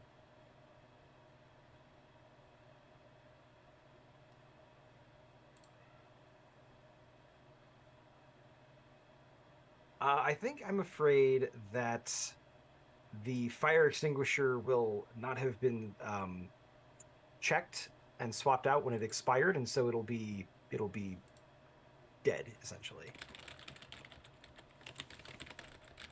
All right, it is worse than that. All of this heating and cooling will crack the exterior of Happy Jack and unleash what's actually inside of it. Oh, I don't like that at all. All right. Okay. Tell me how this goes down. Um, so the fire extinguisher it kind of sprays that foam like all over Happy Jack, putting out the fire, both him and whatever like immediate structure was on fire, but also causing him to lose his grip and slip and fall to the back down to the ground level, where he is essentially like sort of wallowing in this like fire extinguisher foam that he can't seem to like properly get a purchase on and stand up from.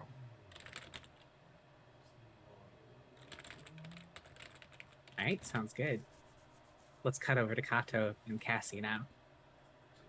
The tape has just ended. You've heard an explosion. You heard Declan run up the stairs. Uh, you heard Isaba calling for help. But they start to hear something else. You hear it creaking above you. You're on the second floor. There's something on the roof. And ooh, actually, I'm gonna retcon myself and say you're on the last song on the track, and you start hearing pounding on the roof to the beat of whatever song is playing, and you watch as the ceiling starts to give above you. What do you do? An excellent question. I think that she's going to turn to Cassie and say, Cassie, get some of the salt, make a circle real quick beneath where it is, and I'll keep the gun trained on the spot. Maybe it'll fall into the circle and we'll get lucky. Okay, I like it. Cassie's like, shouldn't we just run? Where? I think the house is on fire. Or at least the yard. Okay. Yeah, she takes the salt, pours it into a circle while you sit there and wait. This is going to be the night move with, I think this is reason or composure, one of the two. Not sensitivity for shooting a ghost gun and hoping it Oh lands in yeah, a it ghost is a circle. ghost. It is. I keep forgetting that is a ghost gun. Yeah, let's do sensitivity. All right. And I would love to. So, this is a different sort of interpretation of the word ghost, but I have these dog tags that are just filled with trauma. Uh-huh. What if can I make it a traumatic ghost gun? You know what? I'll allow it. Ghosts are usually Hell spawned yeah. ghosts are spawned from trauma. Why not? Yeah. This is the only way I can see this ever getting used because there's no way she would ever give her trauma back to her girlfriend. Yeah. So this tracks. Okay. So night move sensitivity advantage. Yes. I think someone did give him malevolence, by the way, way early on. Uh-huh. Yes, that would be Betty, as usual. I'm saving it for a juicy moment. Oh Indeed, no. indeed.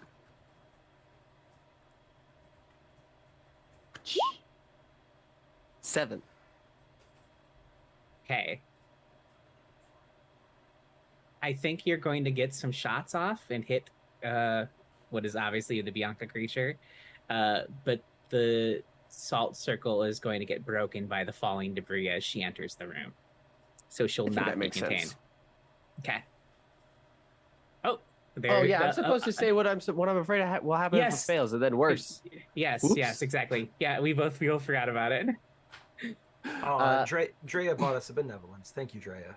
Oh, yeah. I mean, honestly, I was kind of afraid that she would just kind of like not be standing and stomping on the roof, but it would be sort of like she's coming in and dive bombing each time. So when it finally gives in, she just immediately dives down and grabs one of us. Oh, I like that. I don't know if I can make it worse than that. I think the way it's worse than that for you is it's definitely Cassie she grabs. Yeah. But anyways, you've rolled a mixed result, so that will be the complication. You will get some shots off with your ghost gun.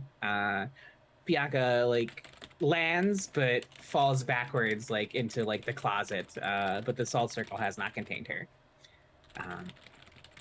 I think we'll cut back to Isabeau and Declan.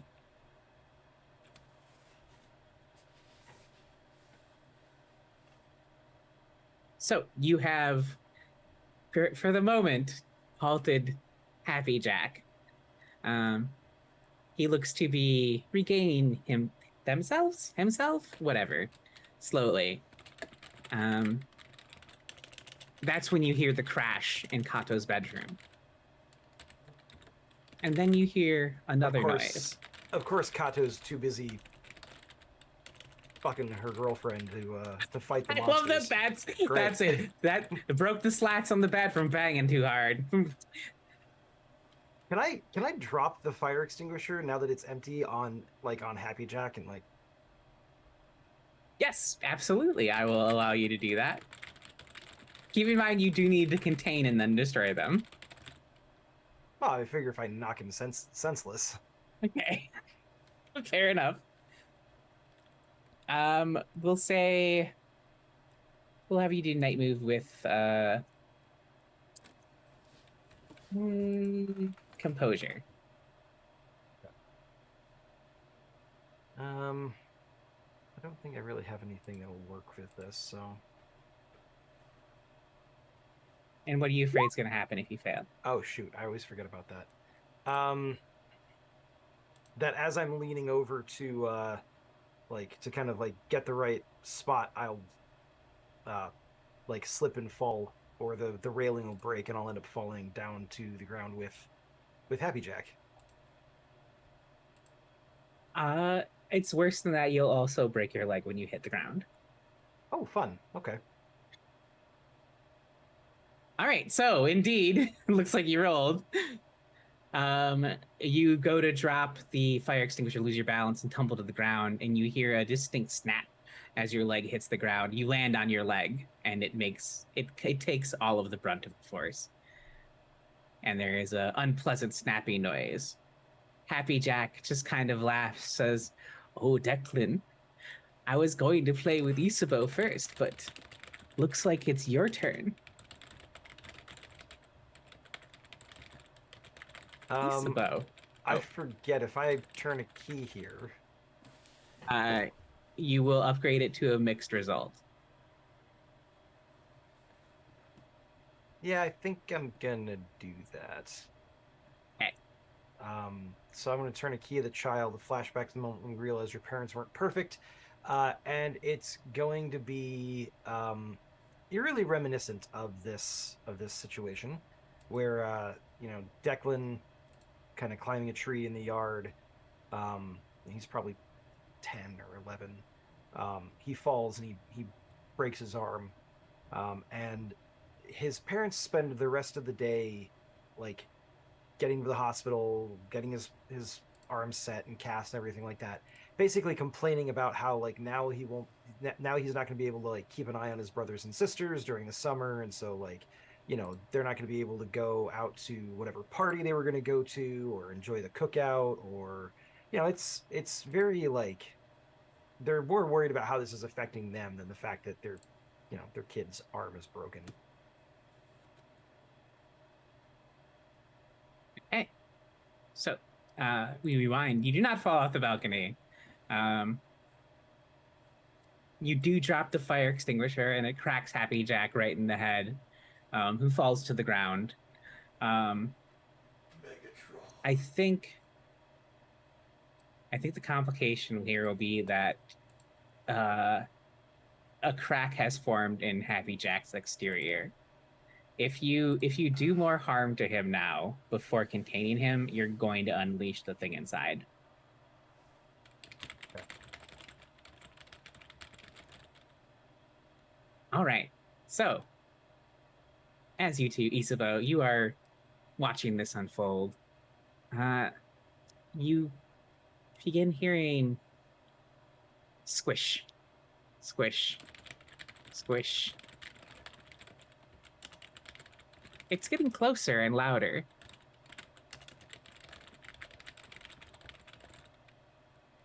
What do you do?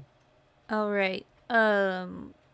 Isabeau doesn't really have the brain space to deal with the squishes, because Happy Jack is the most present and apparent threat. So her plan to contain him is to get him surrounded by mirrors, and then essentially throw another Molotov at him in the hope that like all the firelight bouncing off the mirrors will take him out. So that's her plan for containment. Okay. So you are headed outside to go set up this containment? Yeah, she doesn't even go through the house. She just sort of shimmies down the balcony. Okay, that will be your night move then. With vitality. Okay. If you have anything in your corner of the house, you may mark that. I will ask you though, what are you afraid is going to happen if you fail or back down? So I don't think there's anything in my corner of the house that will help.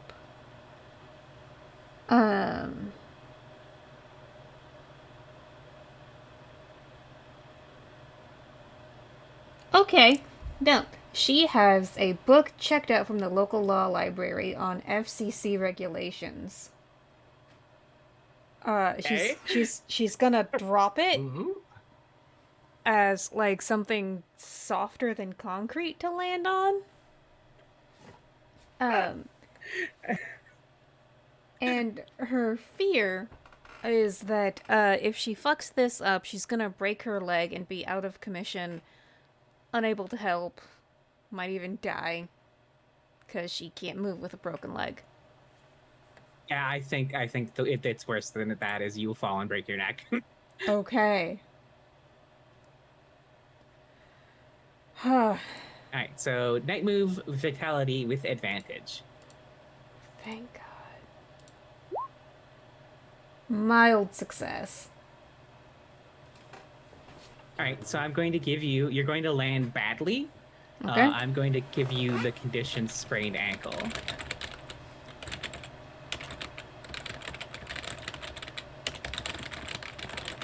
Okay. Declan, after the squish, squish, squish, you get overcome with the scent of chlorine. And is that singing in here? I can't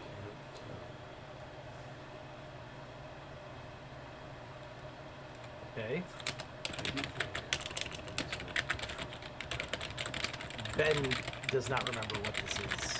Oh, so the other grade, there is a third grade hunger. That is Tamra Owens from the lovely swimming tape, which was done as a musical because it was watched at station 25.5. Oh God, for her, yeah. Yep, was- for her.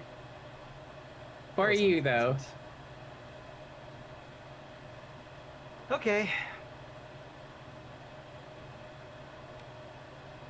Is she in the room with me, or Just so last you were on the balcony. If you turn to look, you will see her in the wherever room the balcony is attached to. She is bloated, dripping wet, and is singing the song you saw her singing or heard her singing in the Odyssey tape. Her eyes are unfocused, but you're pretty sure she's looking at you. okay? So I would like to propose the following. It not necessarily being Declan doing this, but Declan's previous activity where he called the ghosts. I would like the spirits of all of the kids that were drowned in Deep Lake to basically manifest kind of like in a circle around her as like the to kind of contain her. Okay. Since Steph has typed in chat, is this your attempt to trigger Mamma Mia? And I was gonna say I would like Mamma Mia to kick in, with all the kids basically singing a song of like I don't know, Ring Around the Rosie or something like that, as a musical component to the whole thing. I'm here for it. So roll the sensitivity. Okay. It's a night move. Is that what I'm rolling? It's technically this is a custom move you're rolling, but I think it's fine to just roll it as a night move.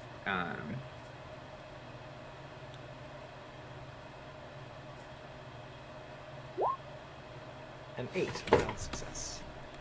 All right, so you're going to take the condition. Here we go again. As one of the children breaks away from the circle around Tamra and looks at you and is like, "You have to dance with us, Declan."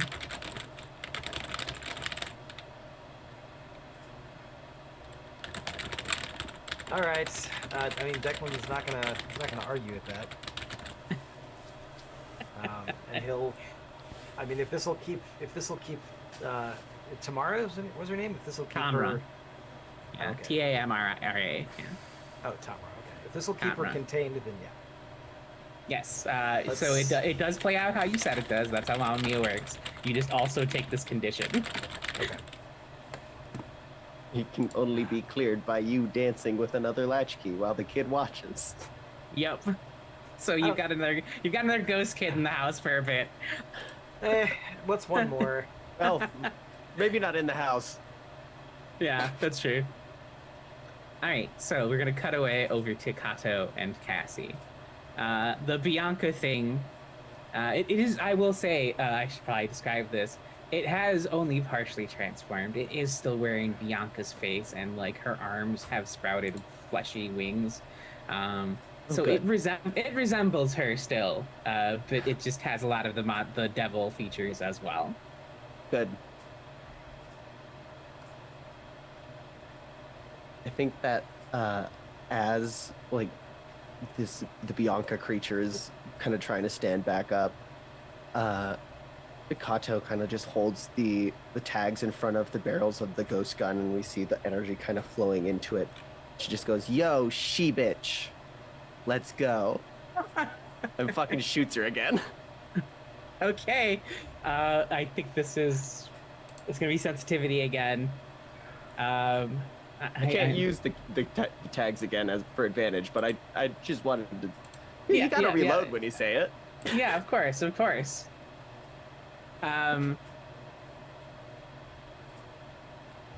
are you afraid is gonna happen if you fail? Well, that Cassie's gonna get caught somehow in this happening. Like, not necessarily in the crossfire, but like maybe like she'll be trying to help and set up a new salt circle, and fucking the thing will crash into her. Well, I think the it's worse than that has to be. It's going to be a fatal wound for Cassie. Yeah, this tracks.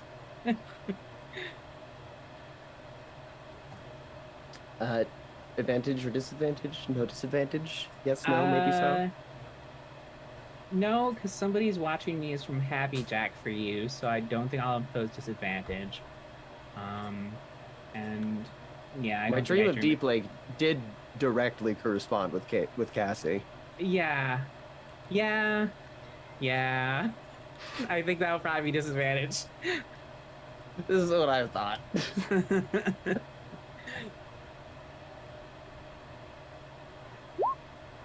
Holy shit, a 9.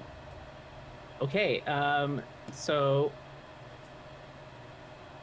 I think the complication here will be that the gun is now jammed, but you will drive Bianca back enough for Cassie to get the salt circle around her.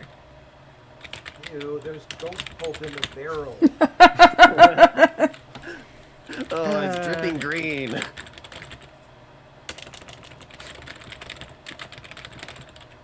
She tosses that shit to the side.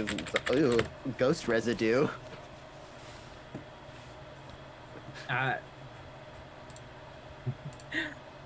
Bianca smiles at you and says, "This isn't gonna stop me, you stupid bitch. I'm gonna ruin this mixtape, and then I'm gonna ruin you, and then I'm gonna ruin her." That's a really fucking stupid order of operations, idiot. And she's gonna throw a bunch of the fucking jack caltrops around her feet so that when she moves in the circle, she steps on them because she's petty.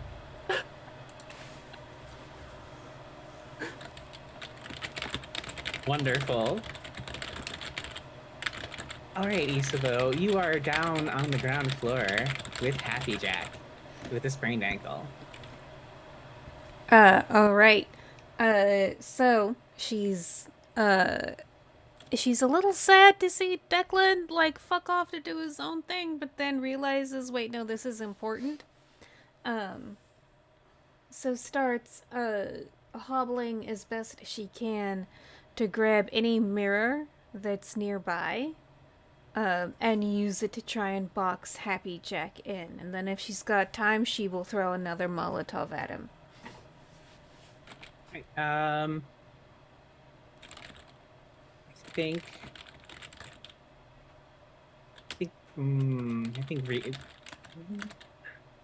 Very torn. I think composure to like be able to like as this murderous puppet hunts you down, get these mirrors in a configuration that will let you trap him.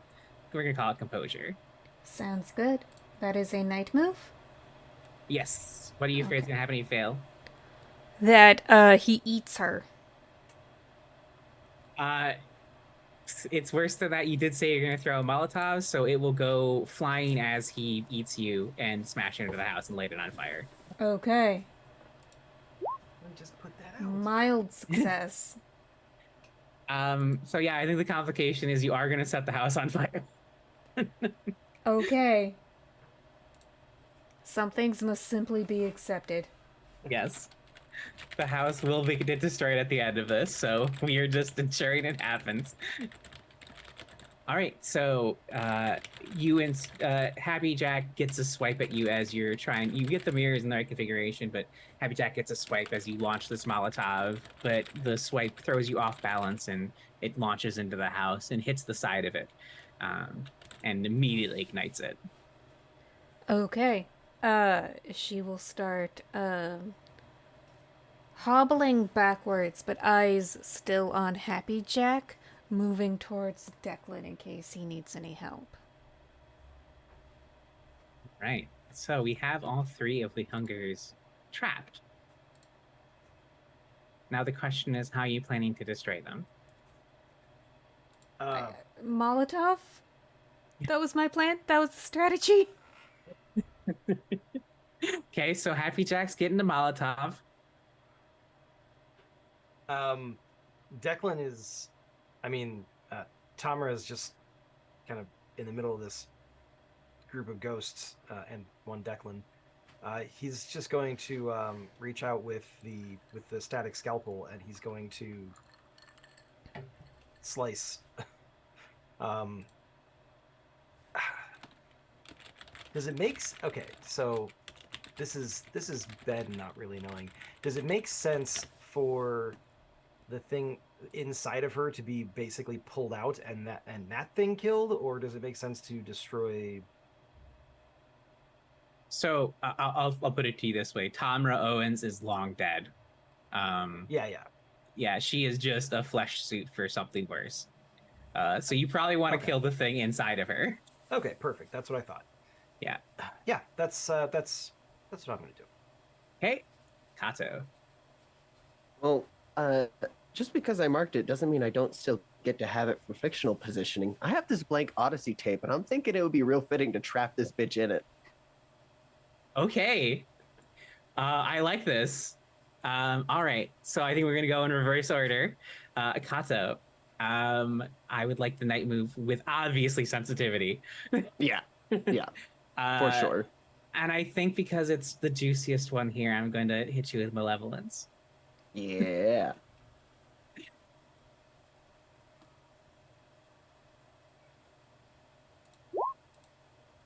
God Wow. damn.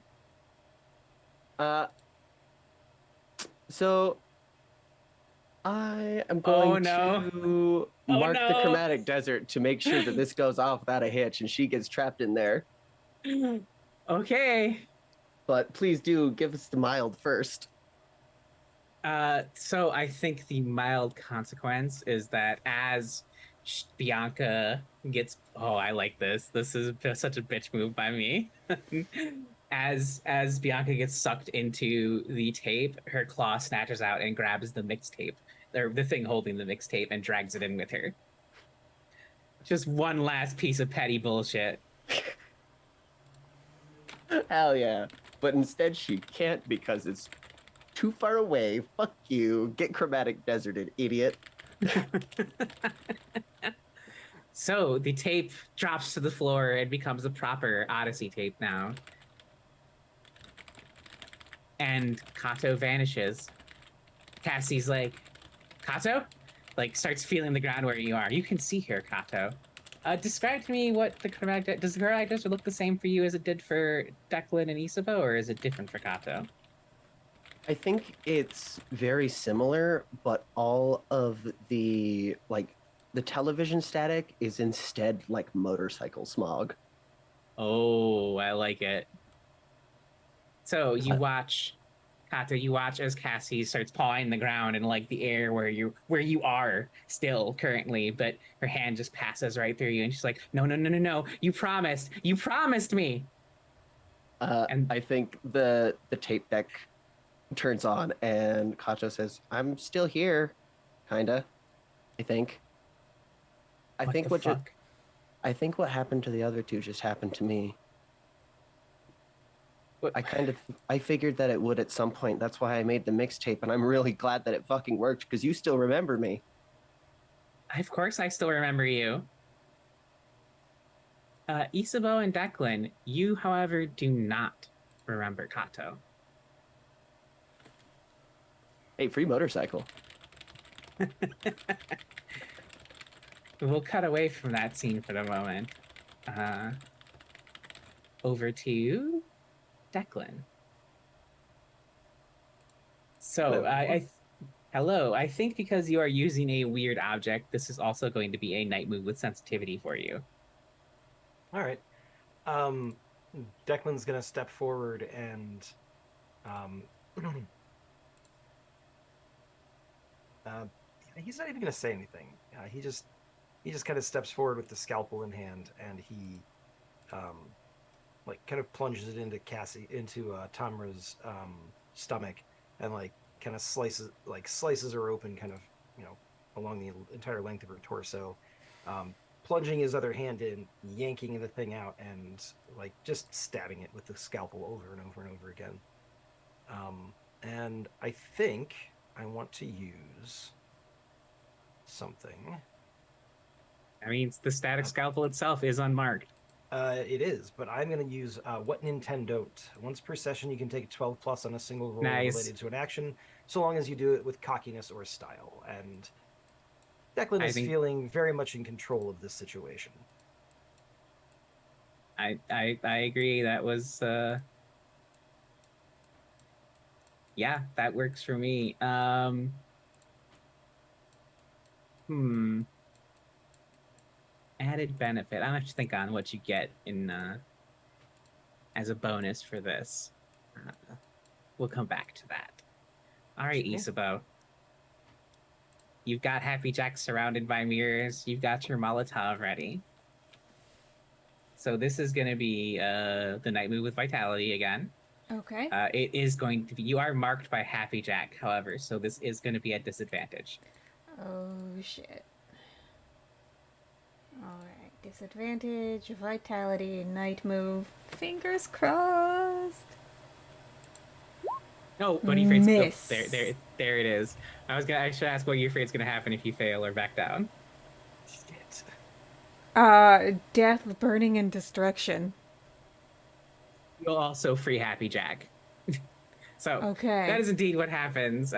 You go for another Molotov cocktail. It flies wildly, goes through the sliding door window and ignites the kitchen, where there is more flammable alcohol, as we established thoroughly at this point.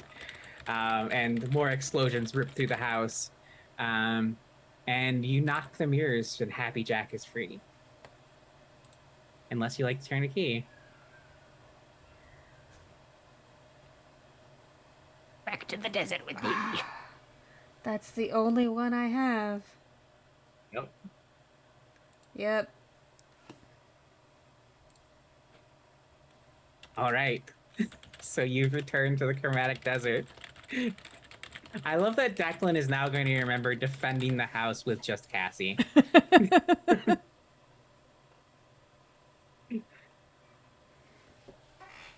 I'd like So to mark you're the chromatic desert. No, I'm kidding. having only Lottie left, like alone in the house. Everyone else has the Chromatic Desert marked. I feel like Lottie is alright. probably hanging out with Casey and the kids. I think so too, yeah. Or her brother, one of the two. Or all three. Yep. Yeah, have a family outing. we- Yeah, well, I'm not allowed to go. I'm not allowed to go told- see him, Yeah, but I'll have him come to the hotel. We told Casey no. We swatted Casey on the nose with a rolled up newspaper. We said no. That doesn't mean he listened. Bad. We're having a really nice picnic or movie night somewhere. So I think the either still be a complication with your night move here. You will incinerate Happy Jack.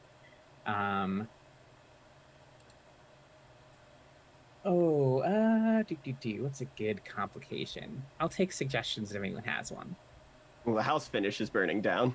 Oh yeah, that's good. Yeah, that sounds good. That's an easy one. Yeah, so that'll be the complication, is the house finishes burning down. So which leaves me to go ask Kato and Declan. I think I said I was gonna ask for one round of night moves, but I think I do need one more round from, well, actually no, Kato's in the Chromatic Desert. I don't know if the burning building really affects her. So Declan, I will ask for one last night move to escape the burning building, please. Well, it could also be a night move to help Cassie get out. Ah, yes, that would be good. This is it's fine. This is fine. Yeah. I'm fine. As everything is on fire. Yeah, I think Kata will make you roll one to guide Cassie out safely from all the smoke. Oh, I was gonna do that actually. I was. Oh, you were gonna do it? on Okay, my way, then Yeah, based. All right, Because- yeah, Declan. Because Declan, like, Doesn't know that Kato exists. That's right. yeah, and it's just gonna be like, this person's in a burning building for some strange reason. Like, we need to get out of here. Typical, like, I have to take care of everybody else syndrome. Yeah. Well, I would say you do Um, remember that Cassie's been here helping you through these investigations. Yeah. What is this using? Night move with what? This will be vitality, 100%. Son of a bitch.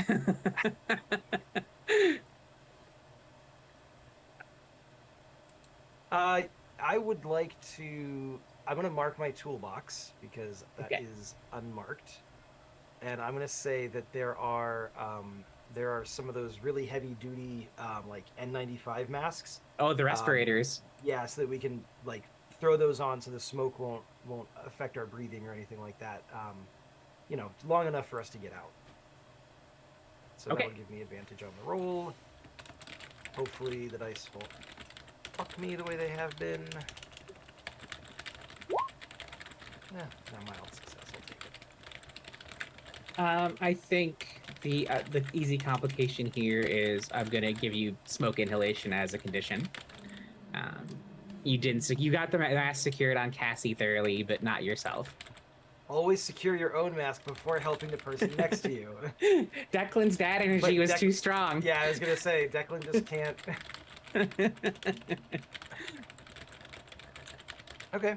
All right. All right. So, you stand outside, presumably just with Cassie, but in reality, Isabeau and Kato, you're there as well, as you watch the house on Rodenbecker Street burn to the ground. So, do my memories of Kato return? I feel like those two things kind of happened simultaneously. I'll allow it. Okay. If Steph's down for it working that way, because like it involves her character as well, I'm good with that. It works for me, but I also think it could be fun to have Kato remember the very watered down version of Isabeau that she remembers, and then Isabeau be like, "What the fuck? Why is there another ghost here?" Either I'm one fine works for with me, whichever either. you I just prefer wanted with. to know.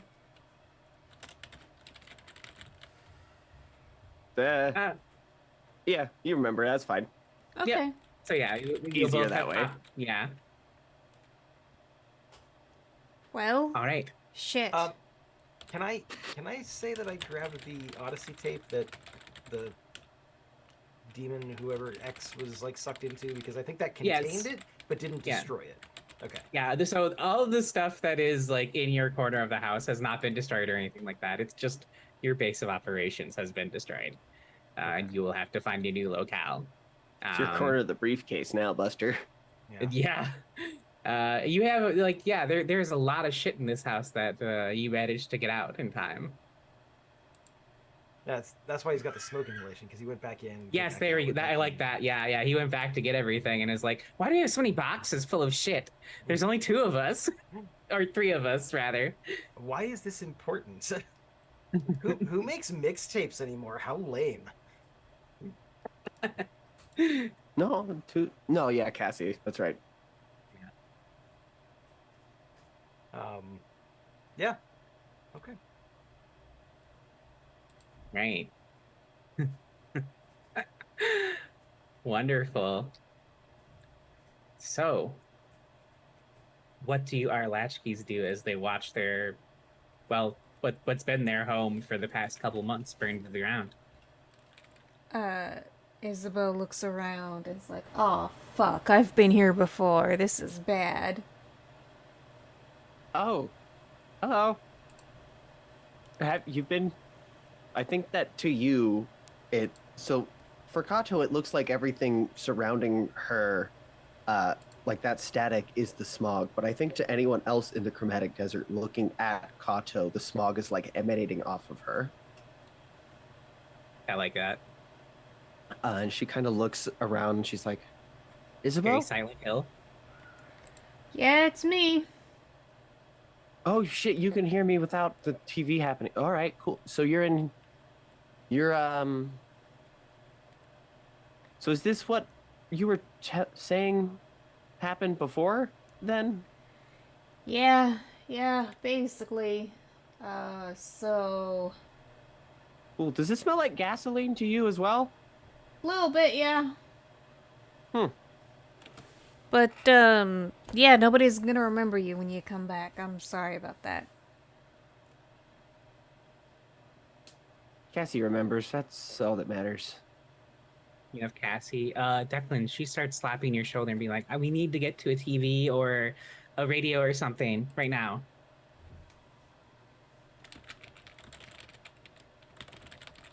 Oh, okay. Yeah, that seems like a priority. Oh, you're not going to remember her. Oh, okay, this is how this feels. Okay, this is how it feels to be on the other end of this. Okay. Wait. I'm not gonna. You've You know what? definitely Let's go get to a TV, Okay, and cool. you can explain on the way.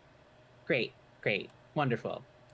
Kato, if you can hear me, follow us, please. You want to tag along? Second verse, same as the first. They start following. Declan, where are you taking everyone? Well, for you, only Cassie, but in reality, everyone. I'm gonna kind of pile all this stuff into the back of my truck. I imagine like the fire department and the cops are gonna be showing up here in a minute. Oh yeah, that's 100% happening. I'm gonna, yeah, toss all the stuff in the back of the truck, and I'm gonna go to. Oh, do I want to go to the hotel with? Do I even know where they are? Because I don't think Kato told us. The Did Kato universe tell- corrects itself. I imagine it's probably Oh, now yes. either on yours or Cassie's card. Yes, actually, yeah, 100%. You know where they are. Okay. In that case, let's go there because they've got showers and a TV and everything like that. So that's where we're gonna go. All right. So yeah, I will flick on the radio while we're talking. All right. Let's have this play out then. Because while Declan doesn't remember either of them, Declan does remember going there and then experiencing everybody being like, "Who the hell are you?" Like when Yeah, we got back. I will say from Declan's perspective, he remembers being there alone. Yeah. So yeah, the radio turns on. Cassie hilariously leans really close to the radio and is like, "Kato, can you hear me?" Sit up and put your seatbelt on, please. She gives you the like, she is not a teenager, but it is the most petulant teenager look you've ever seen in your life. Hey, listen to him. I didn't just save your ass so you can get killed in a car accident. Oh, thank fuck. That was my. I don't know who you are, but thank you for being sensible.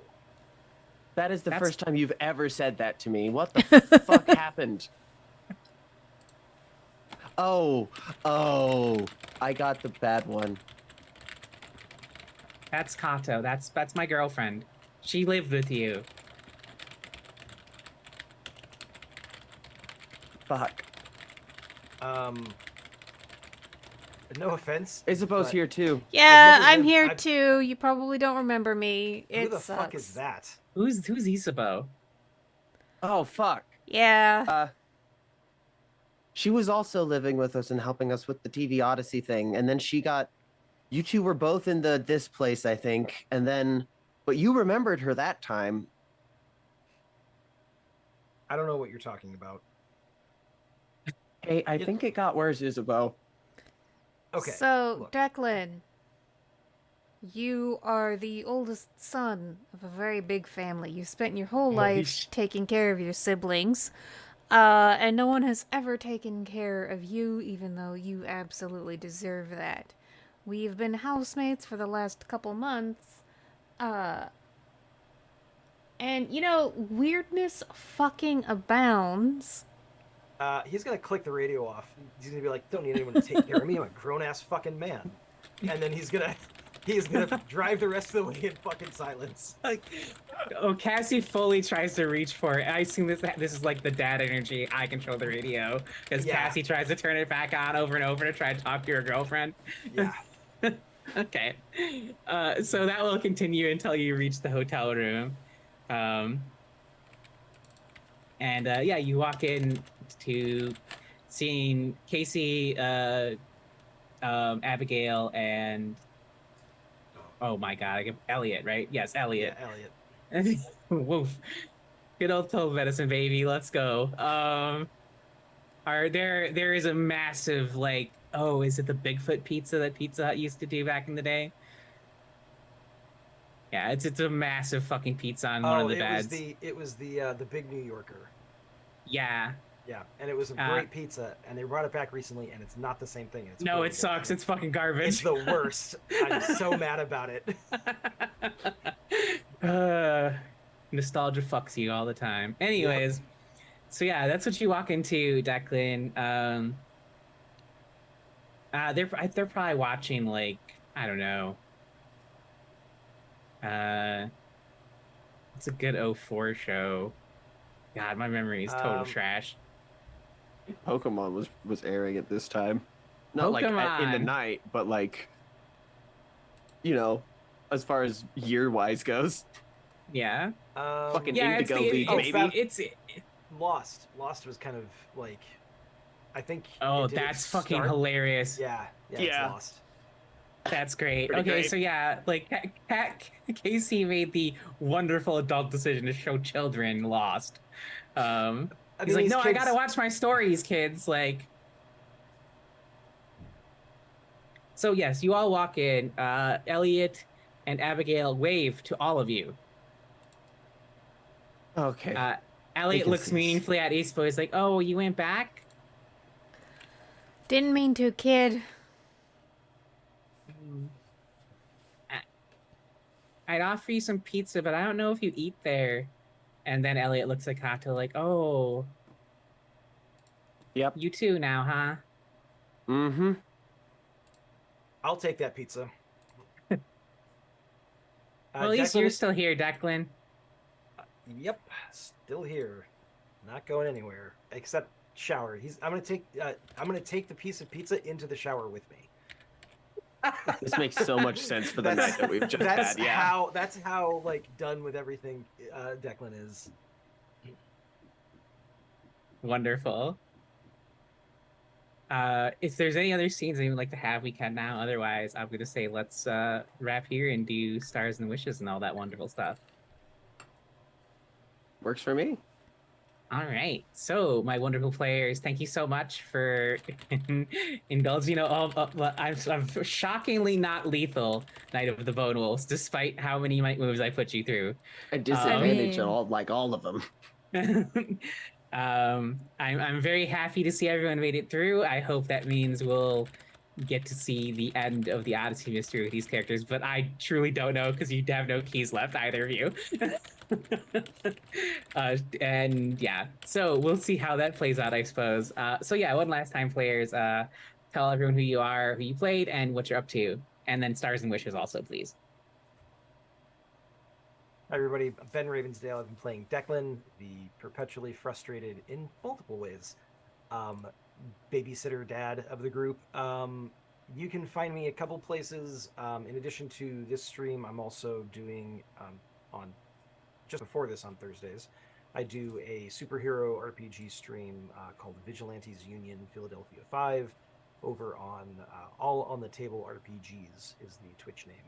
There's also a YouTube series that's a different, it's still me, different, same universe, different team of heroes, same YouTube channel name, so you can check me out there. Also, I'm fingers crossed going to have some kind of cool announcement regarding my board game Villains and Henchmen coming up soon, but not ready for that just yet. But if in case anybody's interested in small indie created board games, please keep an eye out for it. Stars and wishes.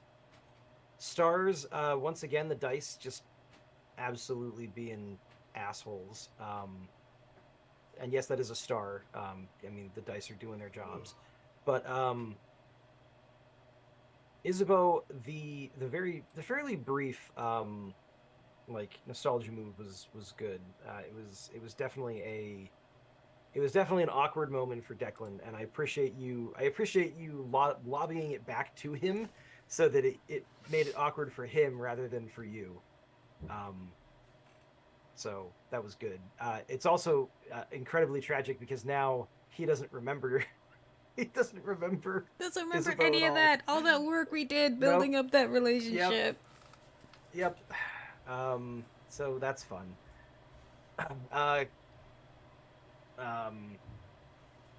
Kato, why am I? Steph,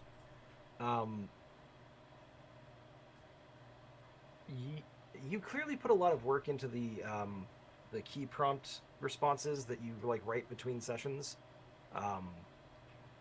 and you can tell that you put a lot of thought into it and everything like that. So it's kind of a nice counterpoint to my desperate flailing on camera while I try to think of what I'm going to respond with. Um, yeah, and Aaron, I mean, I just you're a great deal of fun to play in a game with. I was going to end that sentence in a different way. It would have been weird. I enjoy playing in this game. I think largely because you are running it. So thank you very much for doing so. Thank you. Wishes, I legit don't have any. I'm good. I'm happy. It was a good session. And now I'm done talking. In that case, I shall start talking. Hello, I am Rachel. I've been playing Isabeau. We are both she, her. I am Stolen Fires pretty much everywhere on the internet, including the Burning Bird app, but I am trying to post more on Blue Sky. If you want an invitation, let me know. So, Stars and Wishes first. I did really enjoy that moment I had with Declan. I've enjoyed our whole character arc developing. And I suppose as far as wishes, I have no more keys to turn except the pure white signal. So, I want to see how Isabeau dies. Like, No, not yet. she doesn't want to, and she'll try and do everything she can to survive, but the dice are stacked against her, fam. Yeah. So, You do have a lot of stuff in your corner of the house, so you have that going for you. I do. I don't know if they have any Kmarts in the Chromatic Desert though. But we'll see. Well, that just means you get a 5-finger discount. Yeah, it just means you static it into your reality as you jack it from the Circle K. Oh, okay, that's useful. That's good to know. Yeah. But anyway, everyone watching should come back tomorrow because we will have season 4 of Dune. This has been one of the most popular shows on the channel. It should be a lot of fun. We're gonna have a new cast member come by and meet him. We also have a very generous audience member who has promised to donate. I need to make sure I get this right. I got it wrong on social media before. Who will donate $10 to the U.S. campaign for Palestinian rights to call for a ceasefire in Palestine every time someone spends channel points to make us drink. The cast is already planning what sort of fancy beverages they will have to consume. Also, it will be Dune! So everybody's excited. I'm excited. Are you excited? You should be excited. Come back tomorrow to watch. Now I'm done talking. Me! Hi. I'm Steph. I've been playing someone. I think her name started with a C. And yeah, I've been playing Kato, the disaster trying her best and will probably die trying her best. And I have a couple different things going on. Namely, I have the playtest of my tabletop role-playing game based on the SCP Foundation called Site 42. It's got about 2, maybe a couple extra sessions left in it, so feel free to check those out. We are getting literally right up in there. So Fun. it's a great time to be had by all except maybe the characters. But the players are having a good time, which is all I really matter, or care about, rather. Yeah, so you can find that on YouTube if you look up Site 42 Playtest. One of the first results should be the playlist. If you want to see work on that get done in real time, you can join the Gauntlets Discord, or this month I'm participating in Naga Demon, so you can check out the Naga Demon Discord or hashtag Naga Demon on Mastodon. I don't post as much there as I do just in the Gauntlets Discord because I just love screaming. And they let me do it there. So yeah, that's all for my like plug stuff. Stars and Wishes, I had a great time in general. This was a lot of fun. I'm very surprised that I didn't die in this session. Like, all of the disadvantages with my stat that has a literal 0, and they're all coming up as mixed. And I was like, wow, this is incredible. Like, I was fully prepared to have Kato kick the bucket this session. So it's very, very cool that she didn't. So stars for Erin for the incredible Night of the Bone Wolves. I really liked just how everything interacted with everything. I also stars for the whole group for being like, yeah, fuck it, burning down the house. Yeah, it's just so great. I love the drama that's been happening in our game. It's incredible. For Ben, I love how Declan is like he's growing so much as a character, and then he gets mad and throws it away for a minute, and it's so great. He's just like me for real. Like, you know what? Fuck it. I'm upset. I've had a night. I get to be a petty bitch for once. I love that for him, and I'm very excited to see just like Declan's had dad energy the whole time, but it's really starting to get to that tired dad energy moment. Like, it's really starting to show through, and I'm excited for it to just be like barely able to keep his eyes open dad. Yeah, he's pizza in the shower dad at the moment. Yeah. Yeah. For Rachel, I also really like Isabeau's character arc, and like especially the acceptance of being like, oh shit, here we go again, instead of like the absolute like chicken with their head cut off dance that was the first time Isabeau showed up in the Chromatic Desert. She's like now like, okay, I know this, I got this, maybe I can get back out if we go to the place. I know the steps to this yeah. dance already. So I'm very excited to see how she interacts with the Chromatic Desert going forward, having, you know, some cursory knowledge and information and experience with it already. I'm excited to see how that flavors the interactions going forward. And yeah, I'm excited to mark the Pyrite signal. Because I haven't seen it yet in any playthrough. So like, I want to. He's for me. I have a feeling we're gonna see one at least soon. All right, that just leaves me, I suppose. Hello, I am Aaron, pronounced she, they, they. You can find me at Greek2 pretty much everywhere except Twitter. I have abandoned ship finally. I have left. I am done. No more Twitter for me. So yeah, probably Blue Sky is the place to find me. I'm also on Dice Camp. Yeah. I have a channel on Twitch technically, but I have not streamed there in months. We will. I might. We'll see. I'll probably do something for Thanksgiving and Christmas like I usually do. As far as stuff I am doing, as Rachel mentioned, tomorrow you'll find me here. I'll be playing Eloise Cheshire, who has changed. She is no longer quite human anymore. So that'll be fun. I've not practiced makeup at all, so what it's gonna look like is gonna be interesting tomorrow. But I'm very excited to walk that golden path and finally answer the question for everyone: would my girlfriend still love me if I was a worm? And as Steph mentioned, the Site 42 playtest. It's a lot of fun. I had to miss sadly this week because I had sinus infection, which I'm still recovering from. But I'll be back next Monday for sure for more Dr. Cerulean nonsense. Yes, my character is Dr. Cerulean in that game. What else am I doing? Obviously here Thursdays running public access.